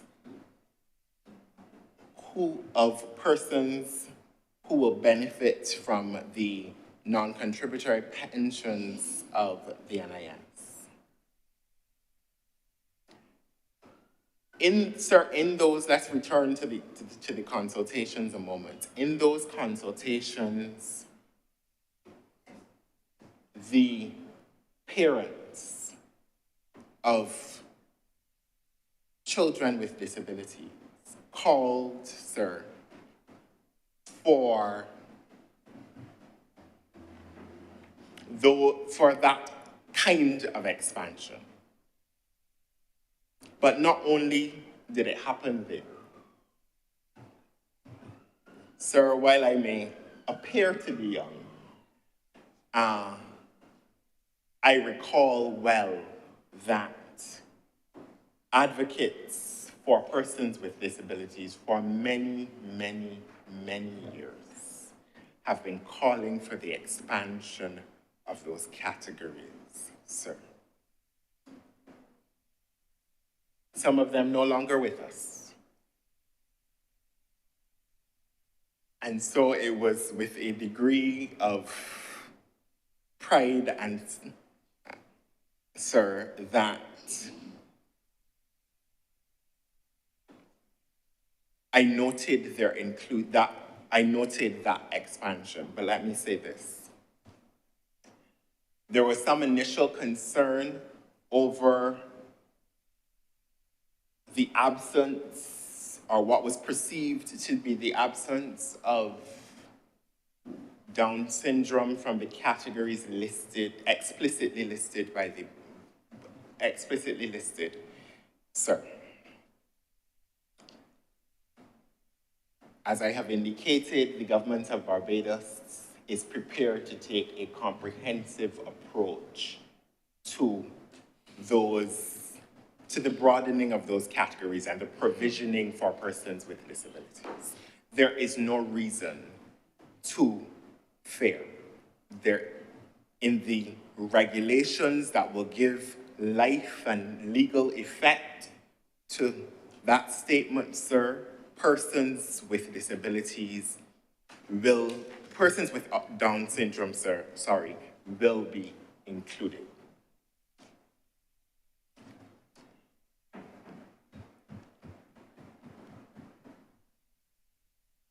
The other thing that we heard recently is the additional buses that will be added to the fleet of the National Disabilities Unit. Sir, there is a commitment to, last year, 2 new buses, 2 years ago, my apologies, 2 new buses were added. And 2 more buses will be added in the coming financial year. And may not seem like persons without disabilities, members of the public may well say, okay, that's nice. Those buses provide transportation to persons with disabilities in a context where they have to pay exorbitant fees to private transportation providers, sir, to do things like go to the doctor and go to school. This is, of course, in the context of the fact that we now have a fleet of buses that are accessible, more accessible to persons with disabilities. But there are disabilities there and illnesses, sir, that because of the realities of those challenges, that you prefer more discreet transportation. And sir, those buses at the National Disabilities Unit carry people weekly with disabilities to their doctor's appointments. They aid in taking them to school. Sir, they make a difference in this country. And the additional 2 buses, those additional 2 buses will make the world of a difference in the lives of some people in this country, and I wish to commend the government. It may seem small, but such is the work of transformation. It is the small things.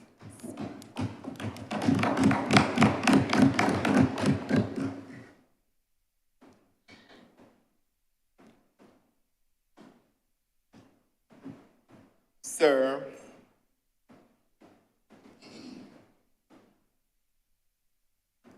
we will not get here, and let me make the point that we will not get to an inclusive, fully accessible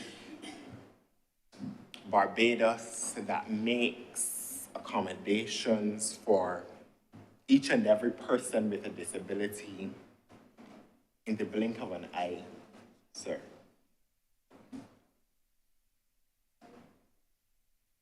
But it is necessary work. It is real work. And it is work that the Ministry of People Empowerment and Elder Affairs is committed to and has shown their commitment, certainly in the last year, certainly in the last 2 years, having facilitated, sir, some of the important work and progress that we have made on this issue. I ask all of Barbados, though, to join the ministry and to join persons with disabilities in this work, and to, in your small corners, contribute to Barbados being better for persons with disabilities. We have a long way to go.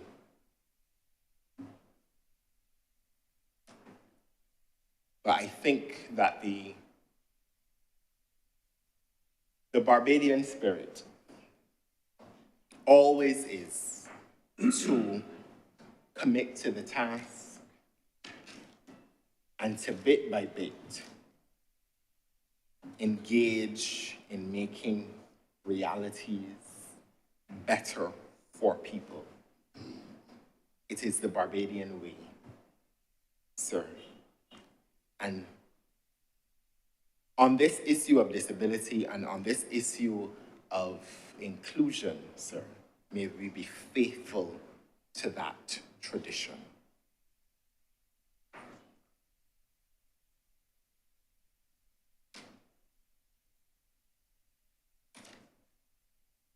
The work around disability will require, sir, that we do things like expand our conceptions of the definition of disability. For a very long time in this country, we have taken disability to mean bodily dysfunction. So you can't walk, or you can't see, or you can't speak.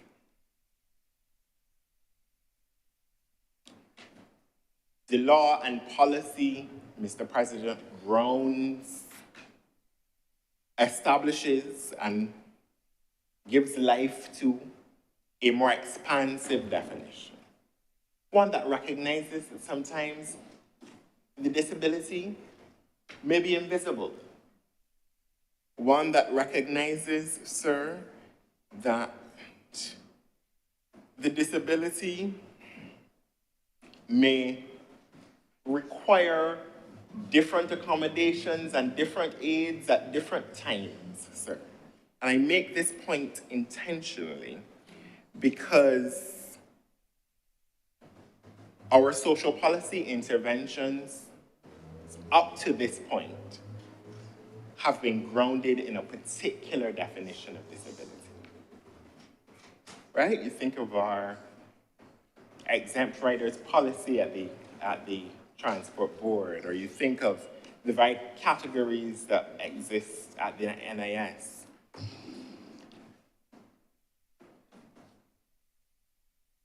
And there was, in those consultations, some legitimate concern about how we would define disability.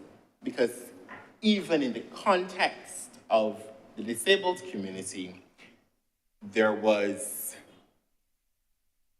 consternation, given the lived experience of persons with disabilities over the years, that maybe they will, all of this will happen, but maybe they will still not benefit, sir, because we will define disability in a particular way. Let me say that the definition is expansive. It is reflective of both modern social policy and, to the extent necessary, modern medicine, sir. So again, fear not. The policy and the law will reflect the realities of persons with disabilities and will seek to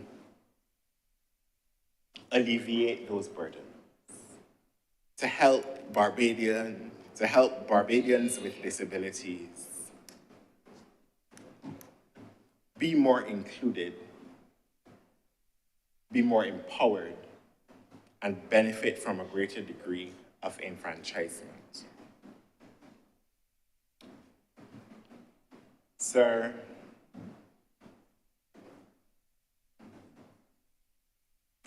I keep saying we have a long way to go because it is true.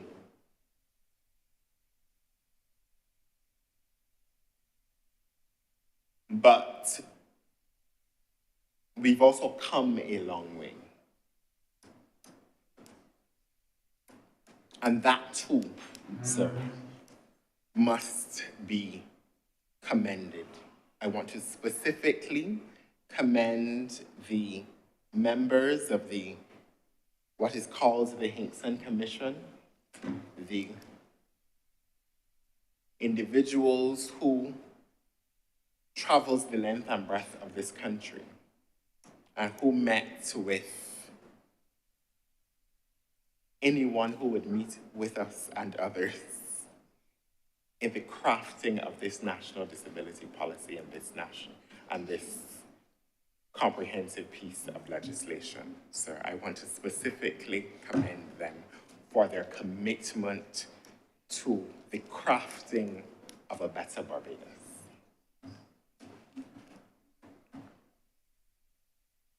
Sir, the work of transformation is never easy. It is never it is likely never swift.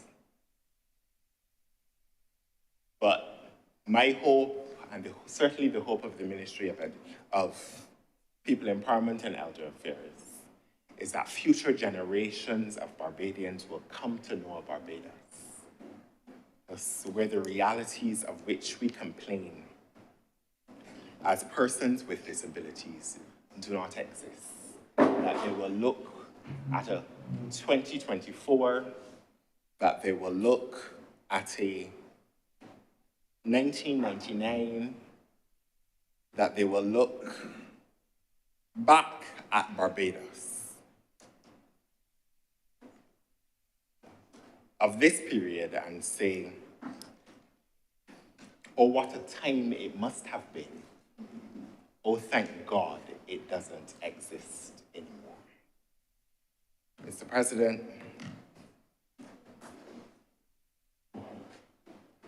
that vision of a better Barbados is evidenced in these estimates through multiple policies and multiple initiatives. And thus, I commend these estimates to you and ask that Barbadians join us in the heavy lifting of making this country better, safer, and more inclusive for every Barbadian. I thank you, Mr. President.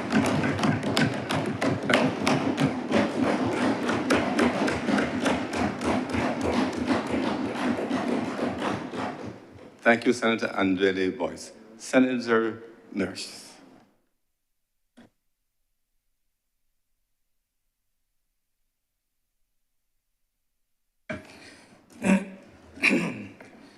Thank you, Mr. President. Before I begin my own presentation, I would just like to congratulate the last speaker, Senator Boyce,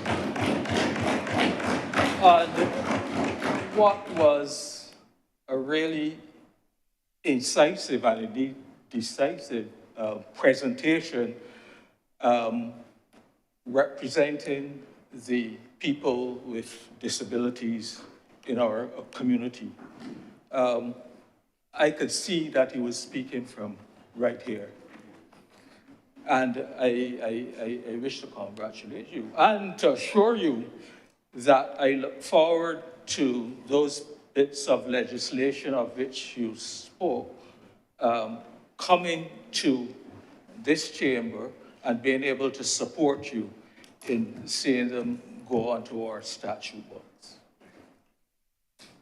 Mr. President, you know, every year we receive these huge books, and I think this is probably only half of it. There's also another one.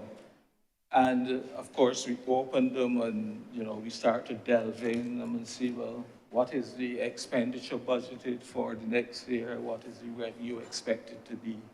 And of course, we look and we see there's a deficit.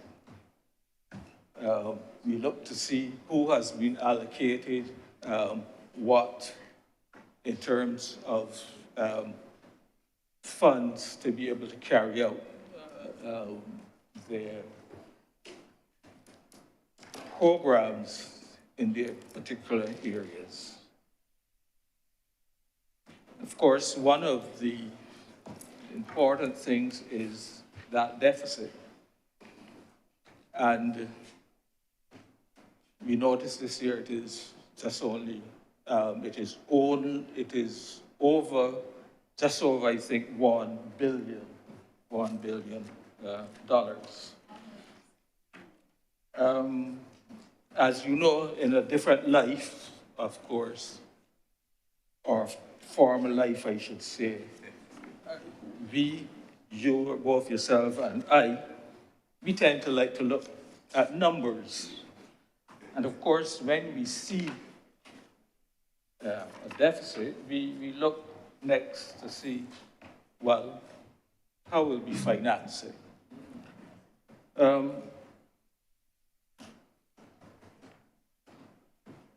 Of course, it's a matter of arithmetic. You're going to finance it either by borrowing, you're going to finance it either by increasing tax revenues or other revenues or levies. You can finance it by maybe adjusting some expenditures. But the point is, we know that at the end of the day, the gap has to be closed.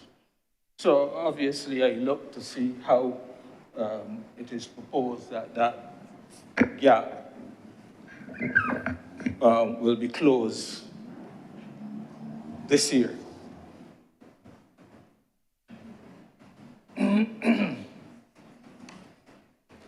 So I turn to the statement of cash flows on page 12, and to see how they will be financed. Other than from out of the revenues collected, we see that we have cash flows from, we will get cash flows from borrowings amounting to $1.049 billion, which is the deficit for the year, really. It almost equates to the deficit for the year. So 100% of our deficit is going to be financed, it seems to me, by borrowings. Since, of course, we have heard that subsequent to laying these, we got the assurance from the Prime Minister during the course of her budget presentation that there will be no new taxes. That doesn't mean that taxes won't increase, of course, because as we expect growth in the economy, we expect that there will be some more collection of taxes arising from those profits which will be generated. So and we know that corporation tax, for example, as was announced as early as December last year, will actually see an adjustment. In a lot of cases, 9% more. For most companies, we will be moving from about 5% to 9%. So that in itself will be part of the reason why there should be an expectation of increased tax revenues.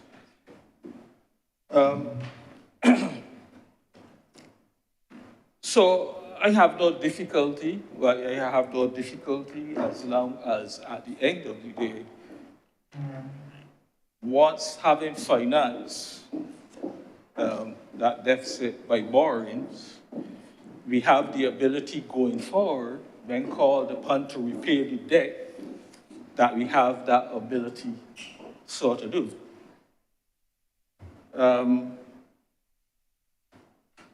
And within the last few years, we have heard of the significant amount or the buildup of our foreign reserves, which of course would allow us to service that debt when the time or to repay that debt when the time comes. We hear, of course, also about the debt to GDP ratio. And we are told that, you know, everything is good, everything is going in the right direction, and there's not an issue. So again, we are pleased. We are happy to know that we don't have to look down the road and find that there may be some issues relating to our financing that will require our urgent attention as we did in 2018. But there's one item connected to all of this, though, Mr. President, which I just wanted to touch on, because during the presentations yesterday, I think it was, I took this big book up, and I was just, again, as I said, because of my numbers thing, I was looking at some numbers, and one of the things I looked at would have been the debt service ratio. And I know that there are various measurements of debt service ratio. I know debt to GDP is one, which is the one that is nearly always talked about. But of course, there's also the debt to revenue ratio, which gives us an idea about the liquidity of government. And so I did a little calculation, and I noticed in 2021, 22, that ratio, that debt service ratio, in terms of breaking it down in terms of the interest repayments, 15%, in terms of the amortization payments, 14%, so overall 29% debt service ratio. In 2022, 23, the interest payments will be 15.9% of the revenue, the amortization payments 19.2% of the revenue, given an overall 35.1% of revenue, or 35.1% debt service ratio. In 2023-24, the interest payments moved from 19.8 up to 19.8%, the amortization up to 20.5%, given an overall 40.3 percentage debt service ratio. That is based on the revised estimates for 2023-2024. And in the projected estimates for 2024-25, we see interest payments will be 20.7% of revenues, giving us that ratio, and amortization payments will be 23.8% of revenues, giving an overall debt service of 44.5%. So the point is, over the period 21, 22, the debt service ratio has gone from 29.0% to 35.1% to 40.3%, projected in the next year to 44.5%. Overall, you may ask, well, so what's the significance? What I want to point out is really more important, the trend, because it has been going up and up over the last 4 years. It's been increasing. And usually, when you see that happen, one has to begin to worry a little bit about your liquidity and your solvency situation.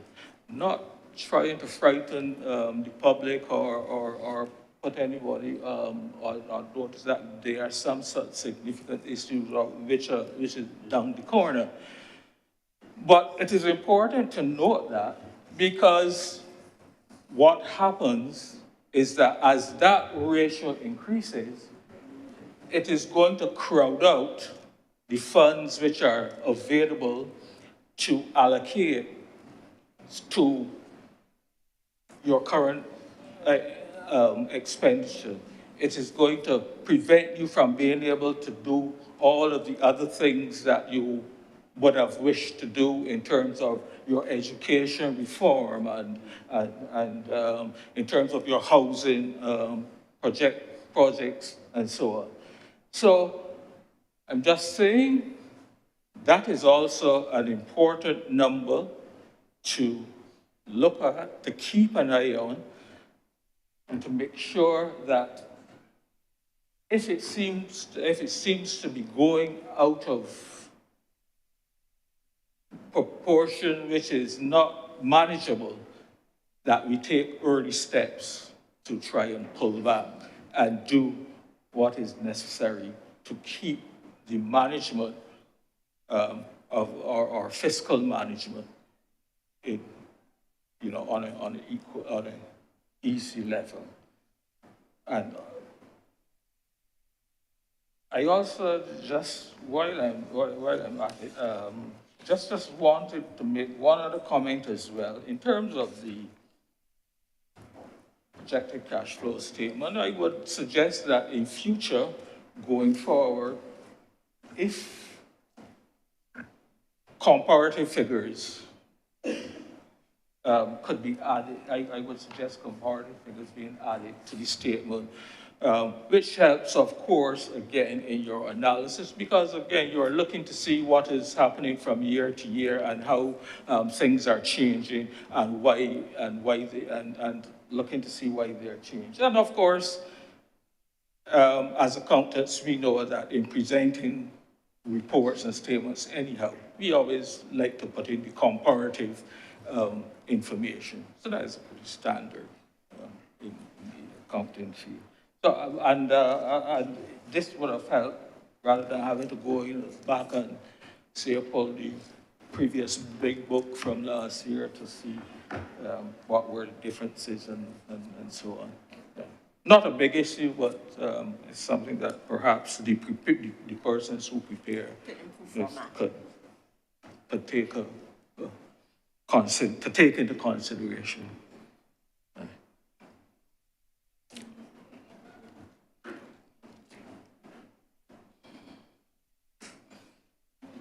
Mr. President, I really don't intend to be exceedingly long. I'm not going to take an hour for sure. In terms of my contribution, but I just want to look at a few areas for which I have concerns. I've been hearing things about, but I'm not sure that I really have been satisfied with every answer or response that has been forthcoming. For example, Mr. President,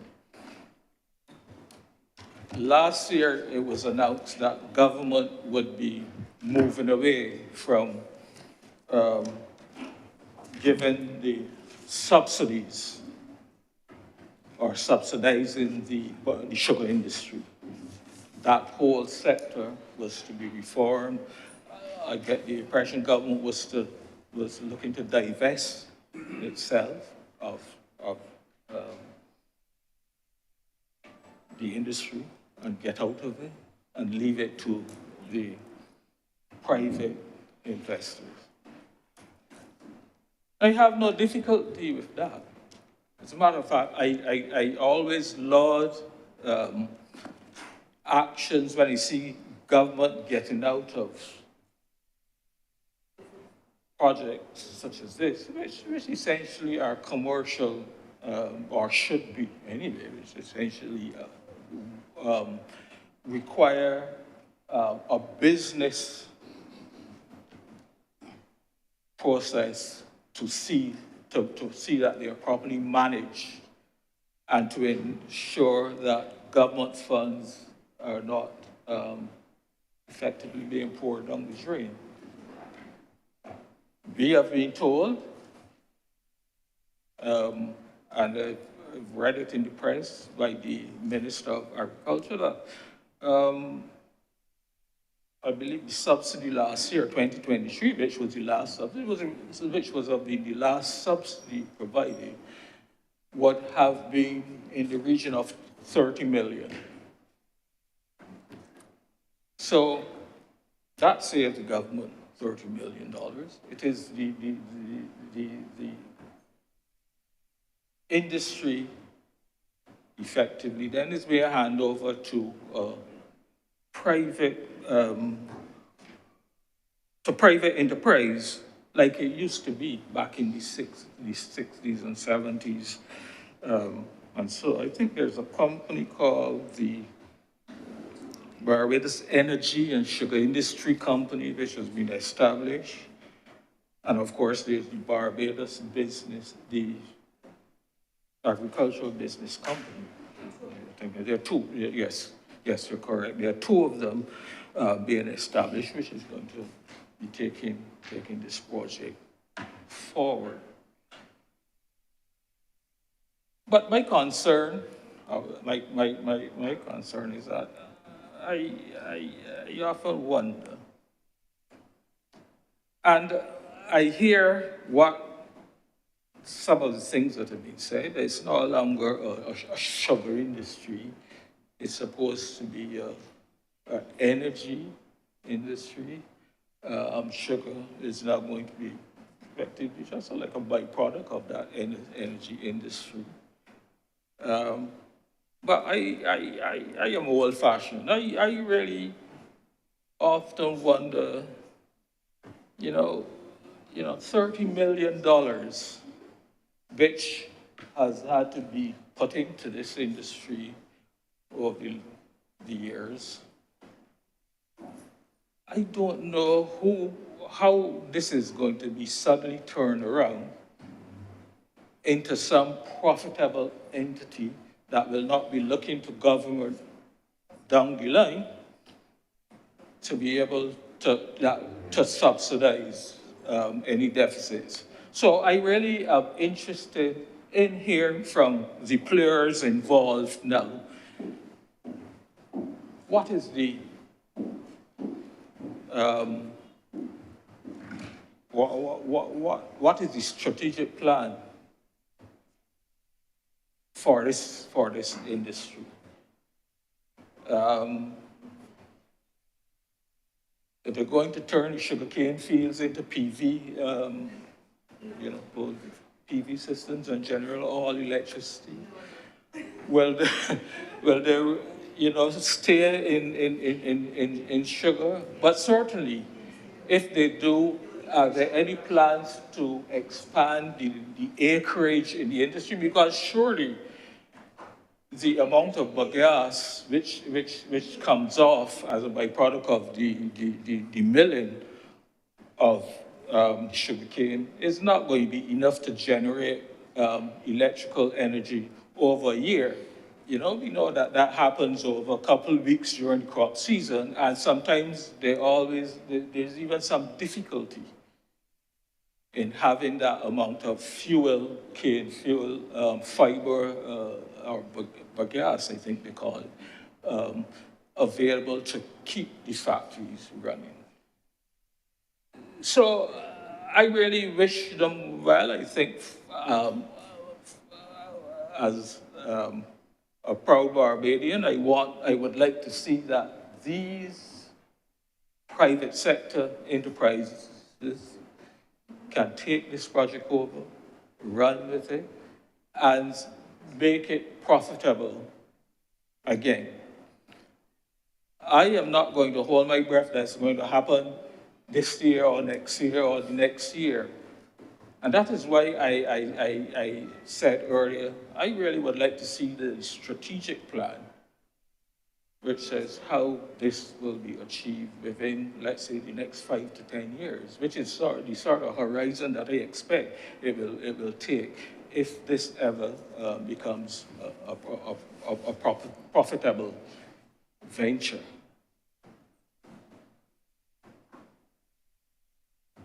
I don't know where the financing of the new entity is coming from to capitalize to capitalize these companies. And I think that would be, of course, interested to see as well how this whole thing comes together. So there are a lot of things that I think would be useful for all of us as the public and to be able to understand how this industry is going to go forward. Because one thing I don't want to see happening, Mr. President, is that, you know, after 5 years, you suddenly, these entities suddenly realize they can't do what they set out to do. And then you have all the sugarcane, the fields around the island growing grass or, you know, the bushes that you get around this time, you want that. Coach. Coach. The coach and so on, that you know, and that they sort of run to ruin. So it is important that we understand what is planned, that it makes sense, because not just putting numbers down on a bit of paper is going to be the answer unless it is something which is workable and sensible. And so I would like to encourage those people involved in that sector who will be carrying the project forward, as well-intentioned as they are. I will just wish them all the best as they move forward. Mr. President, while I am on this area, which is this area, effectively, which is dealing with agriculture, I just wanted to make two other little points regarding this industry. One is that last year, towards the end of last year, we were hearing all these, quite a few murmurings about the unavailability of chicken and its products. And I mean, I go into the supermarket from time to time. So I do a little shopping and a little cooking also. So, you know, and when you walk through those sections, those frozen food sections, you recognize that mostly the shelves, and this is not just this is in the big supermarkets and the mini, it was all over. You know, very few, those shelves which would normally, you would have seen packed up with fresh products, poultry products and so on, were really looking very sparse.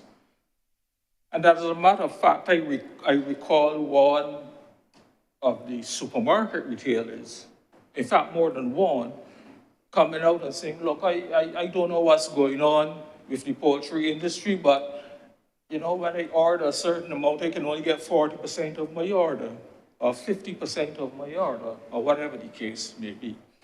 And then we were hearing some people in the industry saying, but there's no problem. There's the availability of poultry products. So they sort of getting like mixed feelings coming back of really what is the situation. Now we know that we had issues with heat stress at some point last year in the industry. And so that presumably would have had some impact as well. But I'm raising this issue because I think that Barbados, in general, our poultry producers and so on, have invested a substantial amount of investments in order to bring the industry to the point where it was, where effectively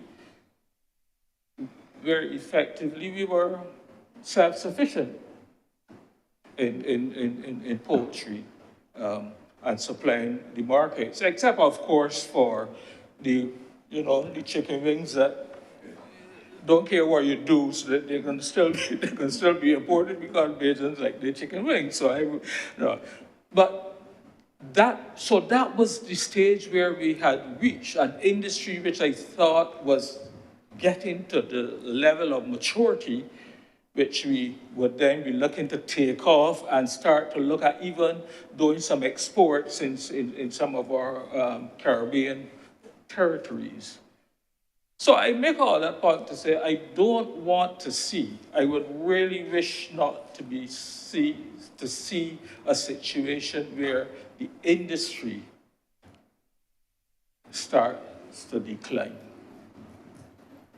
And I would encourage government to continue to throw every support that is necessary to keep that industry alive and well and flourishing. The other thing I wanted to speak to is the dairy industries. And I think the Prime Minister, I believe it was, did mention during her budget presentation of some help which is on the cards for the dairy industry.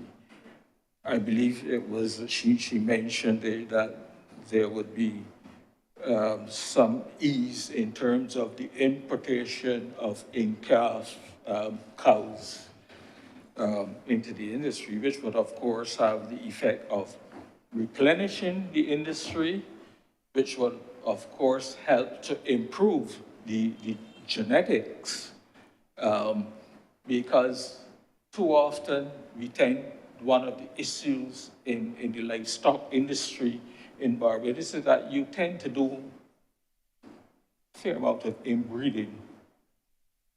And so the quality of your production is not going to increase unless you can improve that genetics.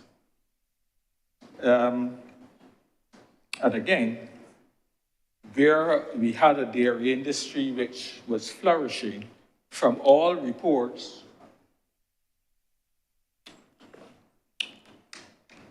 that industry, Mr. President, has also had its share of issues. And so I hope that this promised support, along with any support which the government may see fit going forward to throw behind the poultry industry, to keep it a viable industry, that will happen. And our agricultural sector will be able to be kept buoyant. And, you know, we had in our Senate Dr. Obrafe, who drummed into us on every occasion he got an opportunity to get up and speak, whether it was purely on agriculture or not, and he could slip in some, thing about the importance of food security.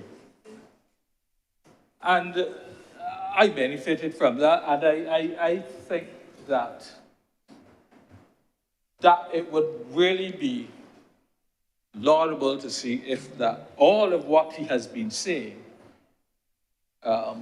or many of the things that he has been preaching, we will be able to implement over time and be able to see the importance at the level, as she says, of having a secure food sector.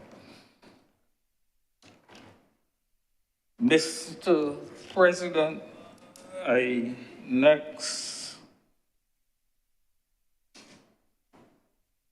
want to just speak on the question of housing. The Ministry of Housing, of course, has its allocation in here, the Ministry of Housing. But the whole question of housing in Barbados is right now, we have the Ministry of Housing, which is the parent ministry. We have the National Housing Corporation. We have the UDC. We have the UDC, which is Urban Development Corporation. You have the Rural Development Corporation, and now we have the newest entity called HOPE. And I'm not certain what the overall relationship is between all of these entities. I am not here to speculate, but I think that for clarity, I would wish that we could be told what is the future of these various entities. Is the Ministry of Housing being phased out? Is Hope to take over all of the operating activities of constructing houses and so on? Is the Ministry of Housing is the Housing Authority now not going to be doing any construction of houses, but maybe just become a collector of rents from the housing estates? I don't know. But we think that overall, I think the time has come to look at all of these entities with a critical eye to determine if this is the best governance structure or organization for the Ministry of Housing.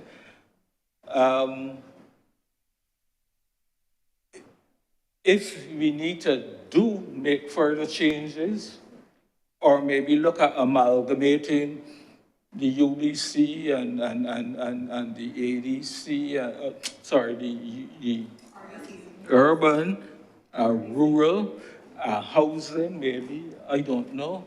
But we need to take a long, serious look and analysis and see what is the sensible, workable, and best solution overall for being able to provide that housing service, which is vital for this country. I heard the Prime Minister in her presentation, I believe it was, may have been in the wrap-up, in her budget presentation in the wrap-up, said or acknowledged that there are issues. Specifically, she mentioned the whole project, there are issues, and that she would be setting up, or she would be requiring an investigation into how it is operating. But I don't know who will do the investigation. I don't know if the Auditor General or some special consultancy firm or whatever, whoever will be doing the investigation. But I would suggest that just beyond looking at what may be some issues which may have come to light, that they look further and maybe be tasked with the responsibility of recommending a new structure or whatever for that whole housing sector. And of course, we also have to be realistic. We have been here that it is the intention of government to build 10,000 houses in over a 5-year period. Approximately averages out at 2,000 a year. And maybe it's time now you pull back and ask yourself, is this really a realistic number? Are we going about trying to reach this number in the right way? Because it seems to me that having set that up as an objective, we haven't gone very far in achieving the objective. So there's no harm in saying, halt, stop. There's an issue, we do have some issues here. Let us look at this thing again. Let us see what can work. If we can produce 200 or 300 houses a year, it makes better sense than to keep saying we're going to be doing 2,000 houses a year, and then at the end of the year, we hear, you only produce 100 and whatever houses. I remember a time, and that would have been, I think, back in the 80s, 70s or 80s perhaps, when some huge housing developments would have been done in this country. And I know that I'm sitting right next to, or standing right next to, a former minister of housing. So I'm going to have to be careful. I don't remember if that former minister would have been minister at the time. But the point I want to emphasize on is that we had a huge project done. And when I say the Barbados, a huge project done in Oxnard. Several lots in Oxnard and in Husbands. And how that was done is that we invited, it wasn't done by the National Housing Corporation, you invited private developers and you allocated them lots to build X amount of houses. You allocated another private developer to build X amount of houses and another developer. I think there were probably about 3 or 4 developers who were working at the time in the area, executed projects that were done, certainly that I can think of and that was way back then. The Ministry of Housing and the Housing Authority would have played their part in terms of, the overall management of the project, because it was a huge project. If you can imagine all these dozens, or literally hundreds of houses going up at the same time and managing three or 4 individual contractors. So they played their part in terms of the overall management, in terms of seeing that certain standards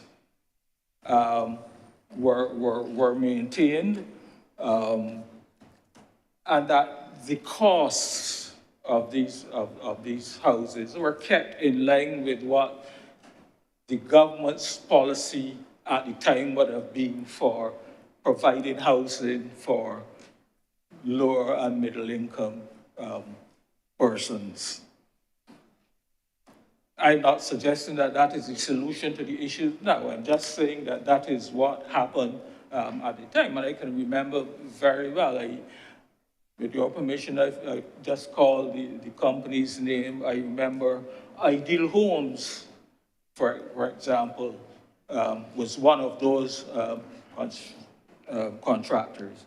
And they had a substantial amount of experience in doing those sort of projects, having worked at projects in various parts of Christchurch, in Lowlands, in Durance. I think they would have done some in Durance, Plum Grove, and some other areas, and all around. And the other contractors as well are very experienced in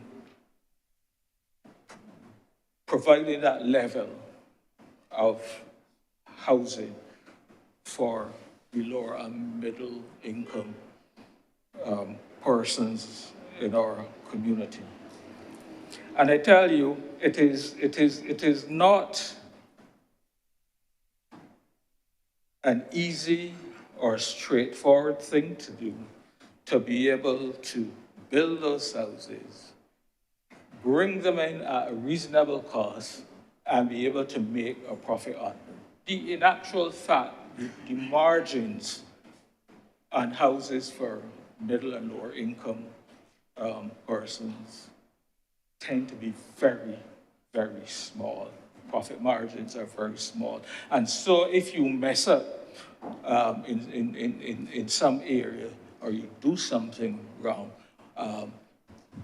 you come out, the contractor can come out, making some fairly significant losses.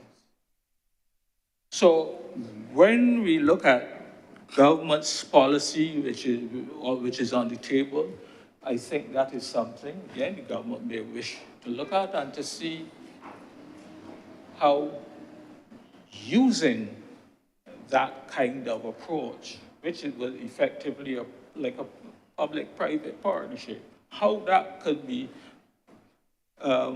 worked into getting this solution solved as to how we get those 2,000 houses per year up.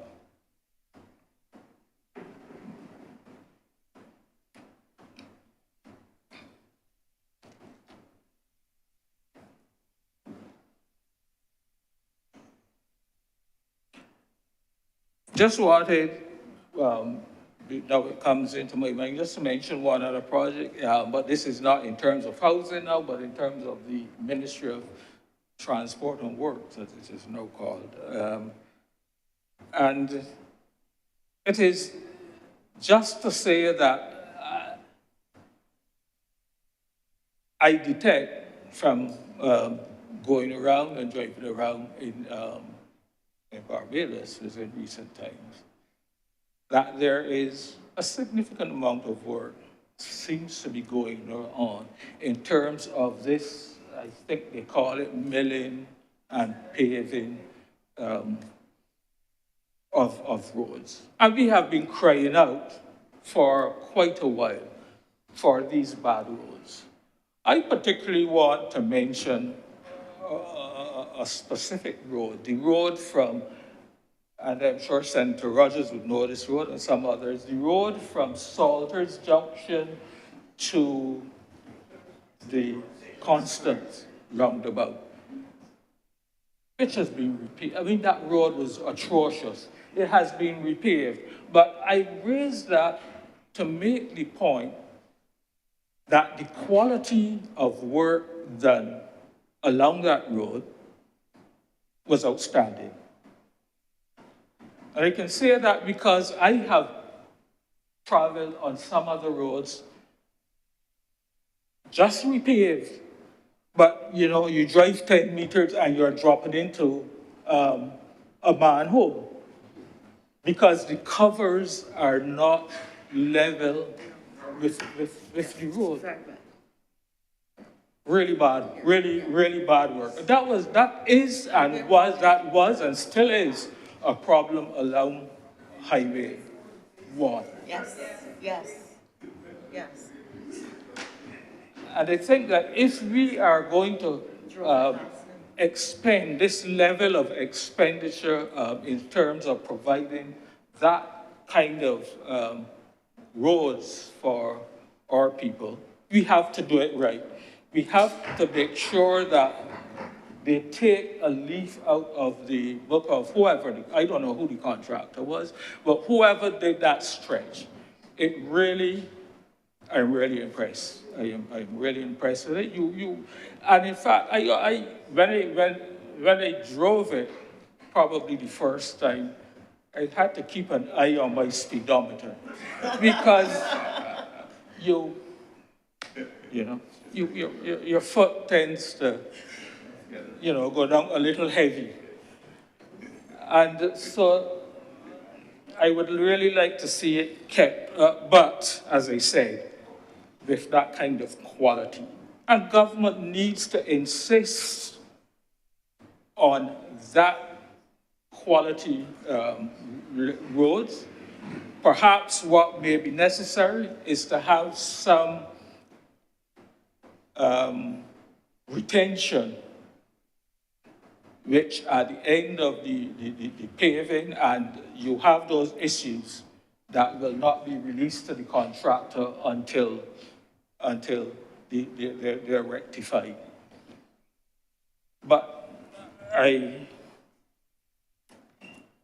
encourage the ministry as far as they can and as far as their financing would allow to continue the good work of, we've been crying out for too long now. And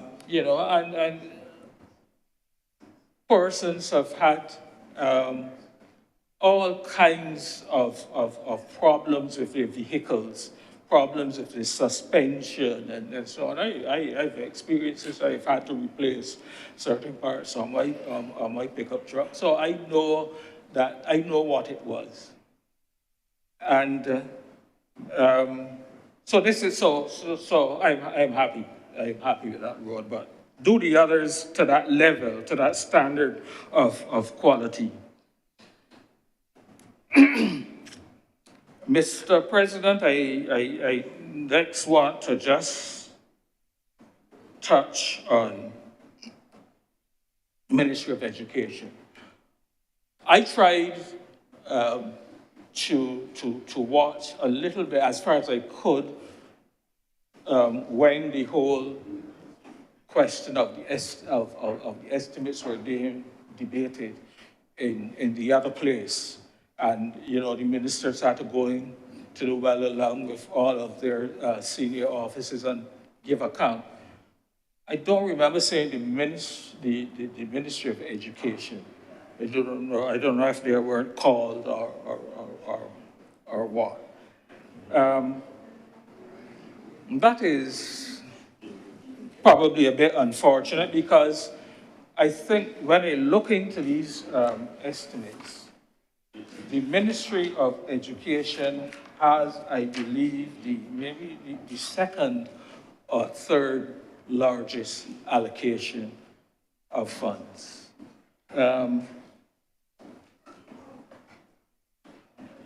That's like 651 million, which is allocated for 24, 2025.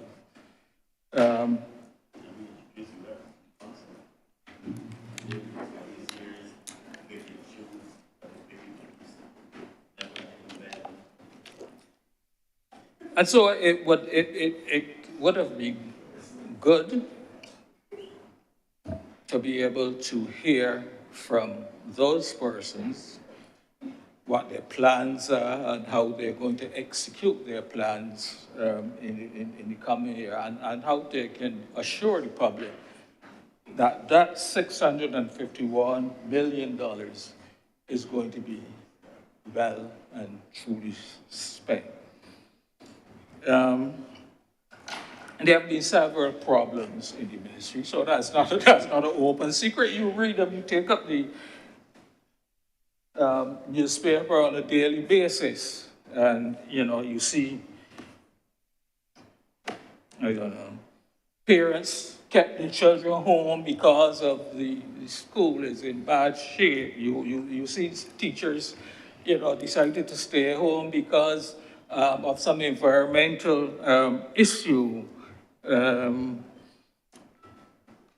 I remember even one situation where a general worker fell through the floor of a classroom. And, they always see, there are all these issues. And I don't know what is the problem. I don't know who is responsible for the school plan. I don't know if it's the school boards. I don't know if it's the ministry. But clearly, every year, almost perennially now, there are these maintenance issues. And I don't want anybody to get up and tell me, but we have some maintenance expenses allocated here in the budget. I can read, so I can see them. So the question is really, is it a question of management not looking after the plan? Is a question of whoever the responsible individuals are not taking responsibility for ensuring that the plant is maintained. In fact, I suspect that what may be the major issue is that the amount of funds allocated may be insufficient.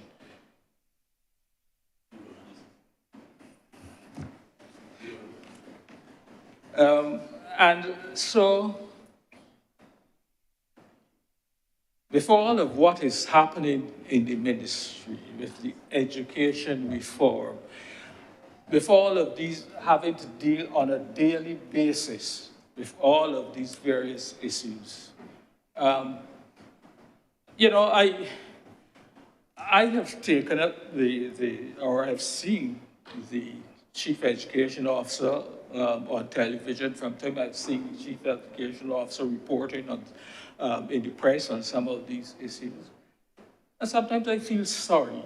I feel sorry for the chief education officer.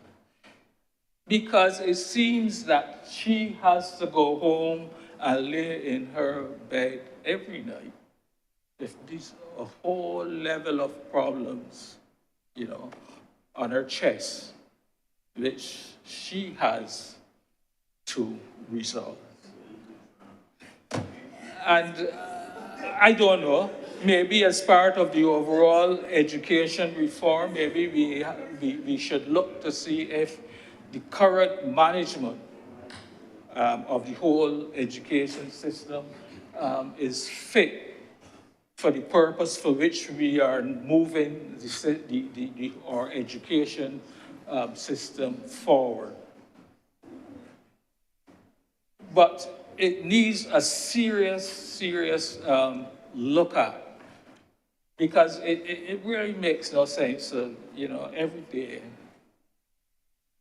you look in your paper and there's something wrong at the ministry, something that has to be corrected, some issue.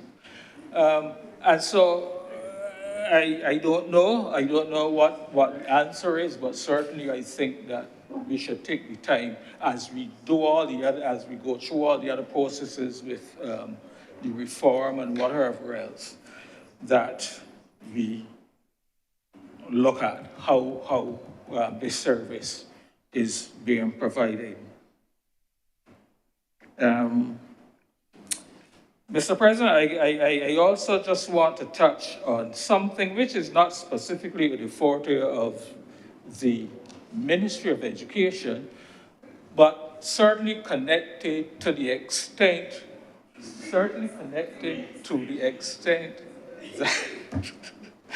that it involves our youth.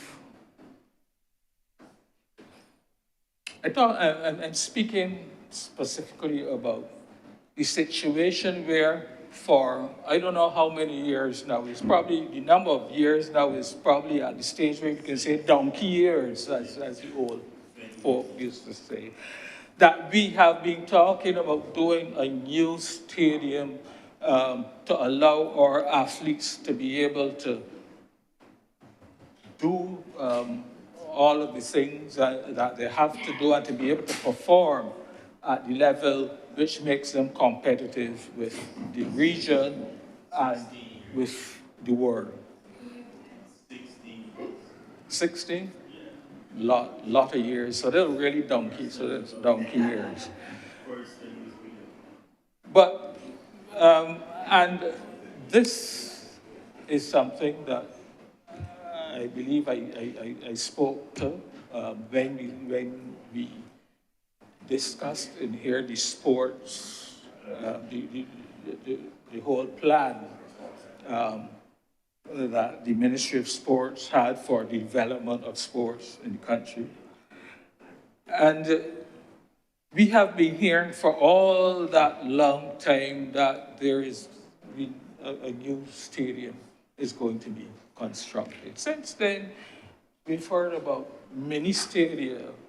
We've heard about, all other things, community fields and whatever else. But we seem to not to be getting nowhere fast in terms of that stadium,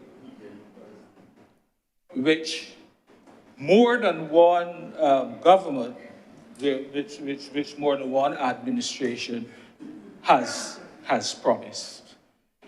And I'm raising this point now because I believe it may have been just a week or two ago, I read in the press where our athletes who are preparing to go to the Carifta Games this weekend, because Carifta Games is held over the Easter weekend, they went down to St. Vincent to train because they did not have the opportunity over the last year or two to be able to train on the velodrome services, which they're going to be running on when they go down to Carifta. They've been running on grass surfaces. And so they went down to get a little practice, a little training to acclimatize themselves, and they had to do it in St. Vincent. I really, really have a difficulty with that. Disappointed that we are at that stage where we have to go off to another CARICOM country to be able to train for our sports. And I think that I want again to emphasize the importance of putting that facility in place for our children. Mr. President, I have some other points I want to make, but I see that time is running out, and therefore I'm going to wrap up. Just a 1 minute wrap up, please. I trust that we will take to heart all of the comments that have been made by the various senators, and that as government moves forward, they take them into consideration, and wherever possible, seek to have them as part of our overall policies going forward. And with those few words, Mr. President, I'm obliged to you.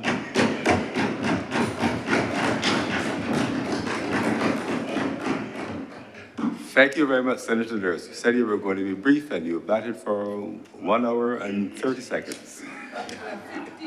No, 30 seconds. I come to you. No, but I'm here. 35, 137. Cummings. You're missing the public. Thank you very much, Mr. President. I rise to call for the suspension of the sitting of the Senate for the lunch break and to have the Senate reconvene at 3 p.m. this afternoon. The question is that this sitting be suspended until 3 p.m. today. Will all honorable senators in favor, please say aye. Aye. Those against, please say no. The things the ayes have it. The sitting is suspended until 3 p.m. today.